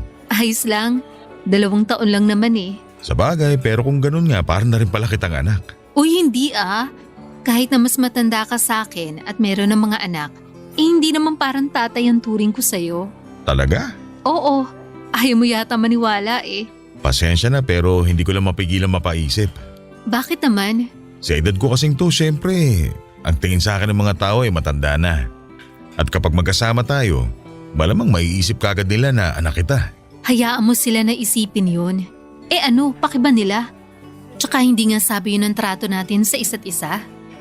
Siguro more on magkaibigan, ganun. Tama naman ako, di ba? Sa bagay, tama ka nga. Magkaibigan nga tayo. Ganun pa man gusto ko pa rin magpasalamat sa'yo kasi nakipag-usap ka sa akin at nakipagkita pa ngayon nung niyaya kita lumabas para magkape at magkwentuhan. Hala, bakit naman hindi? Hindi ka naman mukhang scammer. Tsaka mabait ka rin kausap sa chat. Salamat, pero sa tanda kong to, mangiiskam pa ako ng tao. Baka naman pag dumating na yung araw ng kamatayan ko masunog sa impyernong kaluluwa ko.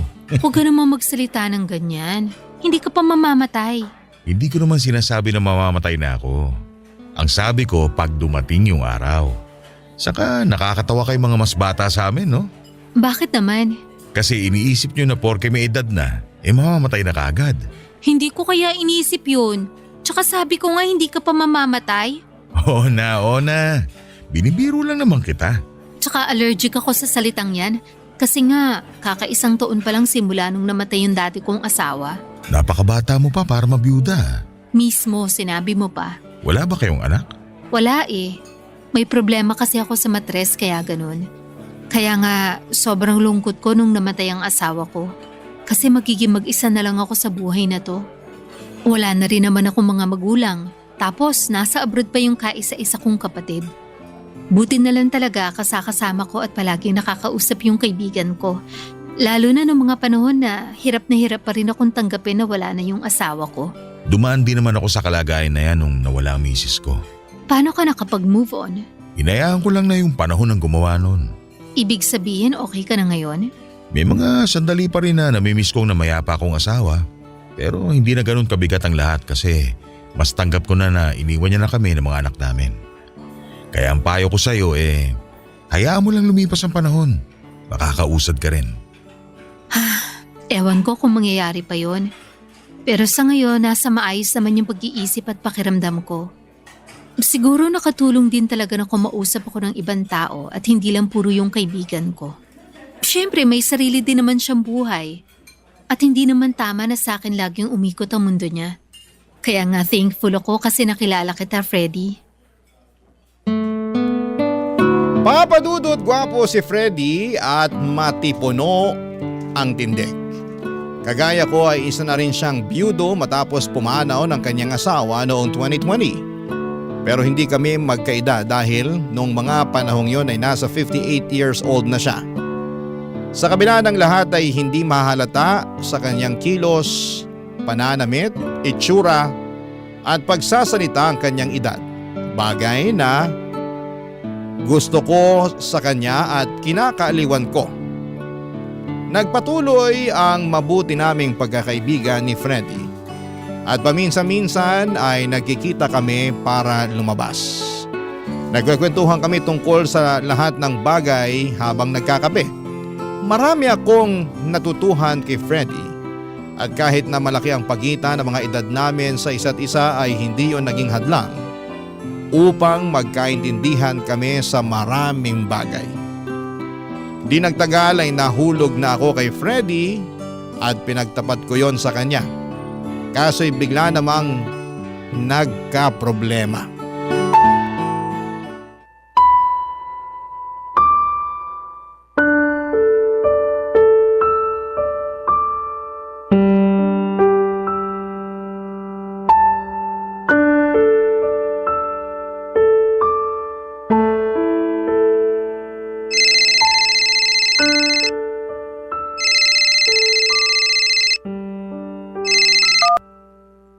Hello, Freddy? Hello, Kesha? Buti naman naisipan mong tumawag sa akin, no? 3 araw ko kayang walang paramdam sa akin. Ni ha, ni ho, wala ka man lang pasabi. Alam mo ba na alalang-alala ko sa'yo ng gusto? Mamaya na paano ka na o ano? Pasensya ka na talaga. Hindi ko naman sinasadya na hindi ka tawagan. Kahit nga hindi mo ako tawagan, basta mag-chat ka man lang. Kaso hindi mo rin nagawa. Ano ba kasi nangyari? Umuwi kasi yung panganay ko kasama yung asawa at mga anak niya rito sa bahay para magbakasyon. Yun din ang dahilan kaya hindi ako masyadong nakahawak ng cellphone. So ibig sabihin naging busy ka pala sa kanila? Ganun na nga, saka ano? Ano? Ayaw ng anak ko na nakikita akong gumagamit ng cellphone kasi matik, iniisip niya na may kausap akong ibang babae. May kausap ka naman talaga. Ako, di ba? Unless may iba ka pang babae na kinakausap. Wala na ako ibang kinakausap bukod sa'yo. Anong ibig sabihin nung sinabi mo na iisipin ng anak mo na may kausap ka? Ayun na nga. Ayaw na ayaw kasi nila magkapatid na kumausap ako ng iba. Kasi hindi nila gusto na palitan ko yung mami nila sa buhay ko. Ano? Pasensya ka na, Kesha. Kasi hindi ko nasabi sa iyo yung tungkol sa bagay na ito. Kaya nga hindi mo na ako nakakahawak talaga ng cellphone kasi sigurado akong aawain ako ng anak ko. Nagkataon lang na lumabas sila ng pamilya niya para mag-mall. Pinasasama nga ako pero nagsakit-sakitan na lang ako para makontak kita. Sa totoo lang, hindi ko alam yung sasabihin ko. Pwede kang magalit sa akin. Ayos lang. Kasalanan ko rin naman. Hindi ako magagalit kasi more on dismayado lang ako. Hindi ko rin alam sa sarili ko kung bakit yun yung nararamdaman ko pero may karapatan naman siguro ako madismaya. Kasi umasa ako ng husto nung inamin ko sa'yo na gusto kita. Umasa ako na magiging tayo. Tapos malalaman ko, ayaw pala ng mga anak mo na kumilala ka ng ibang babae. Tsaka bakit sila magdedesisyon nun para sa'yo? Hindi pa pwedeng ikaw ang magdesisyon para sa sarili mo. Pwede naman pero sa ngayon, ayoko nakikita na sasaktan yung mga anak ko. Dahil sinuway ko yung kagustuhan nila na wag ipagpapalit sa ibang babae yung mamin nila. Paano na lang tayo kung ganun? May pag-asa pa ba na lumalim yung nararamdaman natin sa isa't isa kung hindi pa nga tayo pero meron ng humahadlang sa atin? Wag mo naman sabihin yan. Hindi tayo hinahadlangan ng mga anak ko. Pasensya na. Pero yun kasi ang nakikita at nararamdaman ko kaya hindi mo ako masisisi. Lalo lang tuloy ako nadismaya sa'yo kasi umabot ka na sa edad mong yan. Pero wala ka pa rin sariling desisyon. Anong gusto mong gawin ko? Sige nga. Ewan, hindi ko alam. Ako ba'y nasa sitwasyon mo? Nasasabi mo lang yan kasi galit ka sa akin. Dahil hindi ako nagparamdam sa'yo ng 3 araw. Buti alam mo. Hindi ako umidad ng ganito kung hindi ko napagdaanan yung ganyang klaseng sumpong ng mga babae. Excuse me? Anong sumpong pinagsasasabi mo dyan? Para sa kaalaman mo, wala akong sumpong. O siya. Wala na kung wala. Baka kung saan pa mapunta tong usapan na to. Ano yun? Hala, mukhang nandito na yung anak ko at pamilya niya. Buti pa, ibababa ko na yung tawag. Ha? Teka, wag muna. Kinakausap pa nga kita eh. Sa susunod na lang ulit tayo mag-usap. Pangako, mag-chat ako sa'yo. Mga padudot, hindi ko alam kung ano ang mararamdaman ng mga panahong yon. Matapos siyang hindi magparamdam sa akin ng 3 araw. Ni walang kumusta o pagbati katulad ng palagi naming ginagawa sa pang-araw-araw. Kaya nga nag-worry ako ng husto sa kanya pero matapos kong marinig ang paghingi niya ng tawad sa akin at ang pinakadahilan ng lahat ay lalo lamang akong nalungkot. Pero mas nanaig sa akin ang pagkadismaya ng mga panahong yon. Ayaw kasi talaga ng mga anak niya na makipagmabutihan siya sa ibang babae. Lalo na at hindi pa rin sila nakakapag-move on sa pagkamatay ng kanilang mommy. Kaya hindi pa malinaw kung ano ang relasyon namin ni Freddy. Dahil alanganin pa ang kanyang sitwasyon. Iniisip pa rin niya kasi ang mga anak niya kaya hindi pa siya makapag-decide. Sa kabilang banda, Papa Dudut, desidido na ako at sigurado na gusto kong lumalim ang pakikipag-ugnayan sa kanya. Barangay Love Stories. Barangay Love Stories. Papa Dudut, pinatawad ko si Freddy nang humingi siya sa akin ng paumanhin. Pero wala pa rin naman siyang ginawa upang maging tuloy-tuloy ang aming komunikasyon. Hindi kasi talaga niya pinangahasang suwayin ang gusto ng mga anak niya at mas matimbang pa rin ang feelings nila sa kanya.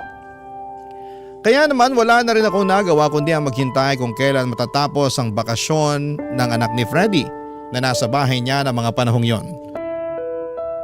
Pero inabot na lamang ng 1 buwan ay walang paramdam sa akin si Freddy. Kaya naman napuno na ako. Noong nakapag-decide na akong itigil ang paghihintay sa kanya, ay siya namang biglang pagpaparamdam ni Freddy sa akin. Ewan, Papa Dudut, pero mukhang nakatunog yata siya. Pero hindi pa rin kami nagkita ng mga panahong yon dahil sa call lang kami nag-uusap. Doon sinabi ko sa kanya ang lahat ng feelings ko at nakiusap siya sa akin na bigyan pa siya ng pangalawang pagkakataon at tsansa para mag-workout ang relasyon namin.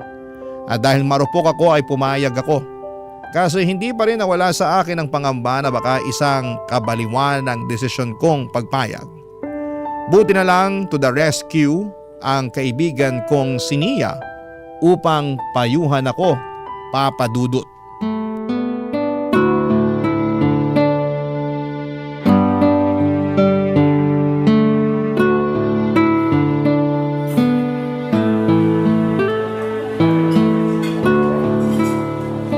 Ano sa tingin mo? Tama pa ba na maghintay ako sa kanya? Kasi pakiramdam ko naghihintay lang ako sa wala eh. Sa totoo lang yun din kasing tingin ko na naghihintay ka lang sa wala sa lalaking yon dahil nga mas matimbang pa rin sa kanya yung mararamdaman ng mga anak niya. Ay naku, kaimbierna ha. Bakit naman? Anong bakit naman ka dyan? Siyempre, ang tanda-tanda na niya, literal ha. Tapos wala pa siyang sariling desisyon. Sobra ka naman sa tao. Huwag mo naman siyang pagsalitaan ng ganyan. At bakit hindi? Matanda na naman talaga siya. Doon lang tayo sa true. Tsaka ikaw, no? Anong ako? Sa dinami-dami naman na magugustuhan mo, bakit siya pa? Wala naman sigurong masama doon. Lalo pareho na kaming byudo at byuda. Wala nga, pero complicated pa lang status ng Freddy na yun kahit na Teggy Bells na yung asawa niya. Baka hindi pa lang talaga makapag-move on yung mga anak niya sa pagkawala ng mami nila. Kaya ayaw pa rin nilang payagan na magkaroon ng makakasama sa buhay yung daddy nila. Kahit na. Buti sana kung mga bata pa yung mga anak niya meron na nga rin silang sariling pamilya, di ba? Pareho pa sila nakatira sa malayo tapos iniiwan lang nila yung daddy nila sa bahay. So, bakit ang higpit-higpit nila pagdating sa pakikipagrelasyon? Ayaw ba nila na mayroong makakasamang tatay nila? Sinabi ko na naman ang rason, di ba? Oo nga, pero hindi naman sa pag-i-invalidate ng feelings nila magkapatid, Pero ang OA kasi nila Buti sana kung kamamatay lang ng nanay nila matagal na rin. Ilang taon na nga, simula nang sumakabilang buhay yun. Tapos yung tatay naman nila mukha namang longing na rin for companion. Kaya mo nga siya nahanap sa Facebook at nakausap, diba? Ganun na nga. Kaya di ko talaga gets kung anong trip na magkapatid na yun. Lakas amats Pero mas malakas amats mo kasi naghihintay ka pa rin sa Freddy na yan. Alam mo, kahit pa sinabi niya na mahal ka na niya at nangako siya na gagawan niya ng paraan yung relasyon niyo, ang hirap pa rin paniwalaan. Tingnan mo nga, nababagabag ka. Kasi kung totoong tiwala ka sa kanya at sa mga sinabi niya, sana panatag ngayon yung kalooban mo. Ay, ewan. Hindi ko na talaga alam ang iisipin at gagawin. Masyado na akong kinain ng sistema at feelings ko sa kanya. Lakas din talaga ng tama mo kay Tanda, no? Niya naman. May pangalan yung tao. Huwag mo siyang tawagin ng ganyan. Sorry, pero totoo namang matanda na siya, diba? Ilang taon na nga ba siya ulit? 60? Anong 60? Saan galing yun? 58 pa lang si Freddy. Konting split at kembot na lang magkaka-senior citizen ID na rin siya. Ewan ko sa'yo, puro ka naman Kita mong naguguluhan na nga yung kaibigan mo sa kung anong dapat kong isipin at gawin. Tapos dinudog show mo pa ako. Alam mo, naniniwala ako na alam mo naman kung ano ang dapat isipin at gawin. Pero may katigasan niyang ulo mong sarap pukpukin ng bato Akala mo yata nakalimutan ko na minsan ka nagtiis at pang-aabusong pisikal sa'yo ng dati mong asawa dahil lang mahal mo siya, no? Ano namang kinalaman niya dito? Kaya ako nga nasabi na matigas ulo mo kasi kahit ano pang sabihin ko na dapat mong gawin, masusundin at paiiralin mo pa rin yung puso mo. May pagkamarupok pa naman yan, kaya bahala ka na nga sa buhay mo. Papa Dudut, may ideya na ako na sasabihin ni Nia na naghihintay lamang ako sa wala pagdating kay Freddy. At kahit na gustuhin kong tumigil ay hindi ko pa rin magawa ng tuluyan. Tanga na nga siguro kung tanga, Papa Dudut, ngunit sa maiksing panahon na nagkakilala kami ay ibang comfort ang pinaramdam niya sa akin. Yun bang walang kasamang pagnanasa ng laman kundi purong pagkalinga lamang at sa kanya ko lang naramdaman ng tunay na pagmamahal. Lilinawin ko lang na hindi ko pinag-interesan ang pera ni Freddy dahil may sarili naman akong pera at trabaho. Ang gusto ko lang sa kanya ng mga panahong yon ay assurance at makakasama sa buhay dahil hindi na ako sanay mag-isa. simula nang mamatay ang aking asawa. Kinakaya ko na lamang ang lahat pero dumarating pa rin ako sa puntong napapagod din ako.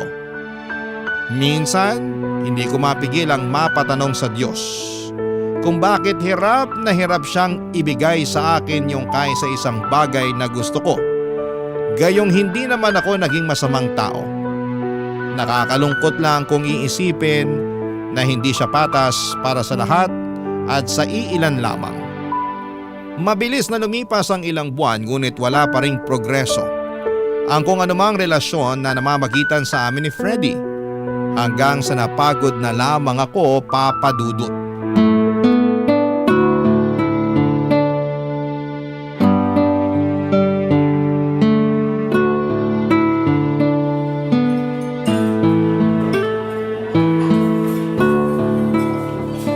Namiss talaga kita, Kesha. Buti na lang pumayag ka makipagkita sa akin ngayon.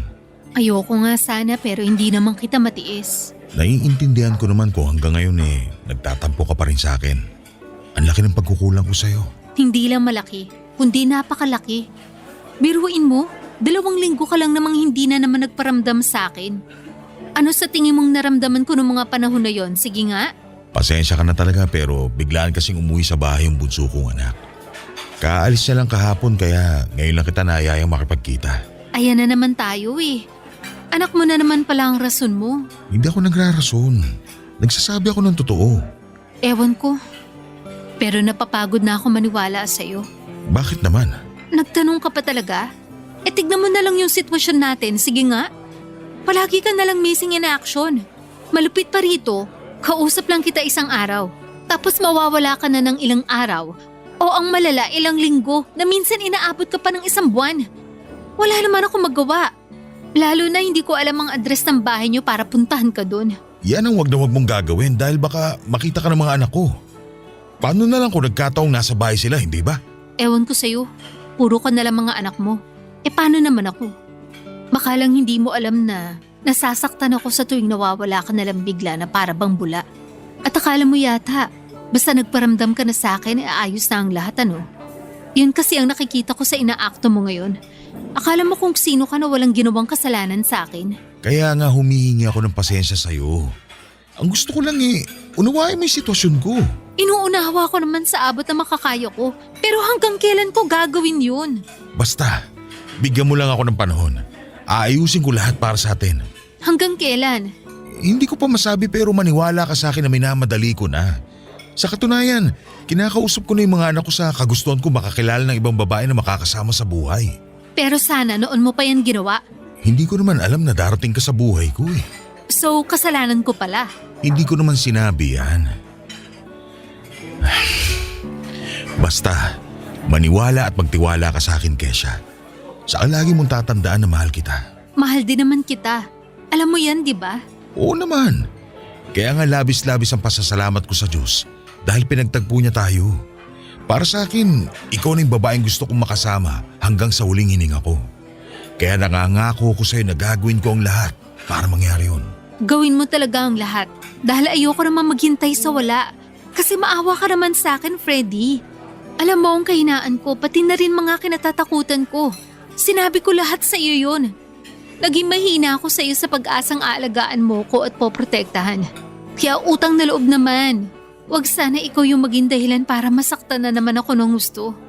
Kasi baka hindi ko na talaga kayanin. Hindi ko papayagang mangyari yun. Pero ang gusto ko lang ay magtiwala ka sa akin. May tiwala naman ako sa iyo. Siguro napagod lang talaga ako. Pero hindi naman ibig sabihin nun, nabawasan na ni katiting yung pagmamahal ko sa iyo. Mahal din kita, Freddy. Mahal na mahal. Salamat sa pagmamahal mo sa akin. O siya, buti pa mag-enjoy na lang muna tayo. Kasi sayang naman itong labas natin. Papa Dudut, in-enjoy na nga lang namin ni Freddy ang date namin. Nang araw na yon at aaminin kong pansamantala kong nakalimutan ang sama ng loob ko sa kanya. Bigla akong naging masaya dahil kasama ko siya. Kaya lang doble-doble namang lungkot ang kapalit noong kailangan na naming maghiwalay ng landas pagkatapos ng aming date. Kahit na gustuhin ko pang makasama ng matagal si Freddy ay hindi naman po pwede pero Nangako siya sa akin na lalabas ulit kaming dalawa sa mga susunod na araw. Kaya lang, tsumitsyempo lang pala si Freddy para magpaalam sa akin na pinagbabakasyon siya ng anak niyang panganay sa ibang bansa kung saan ito kasalukuyang nakatira. Nang marinig ko yon ay agad na nawala ang ngiti sa aking labi at bumagsak ang mga balikat ko. Pakiramdam ko nga ay nahilo pa ako noon kasi isa lang ang ibig sabihin noon. Posible na naman kaming mawala ng komunikasyon ni Freddy, lalo na at kasama niya sa bahay ang kanyang anak. Sa huli, Papa Dudut, ay sino ako para tumutol na magkasama-sama silang pamilya, hindi ba?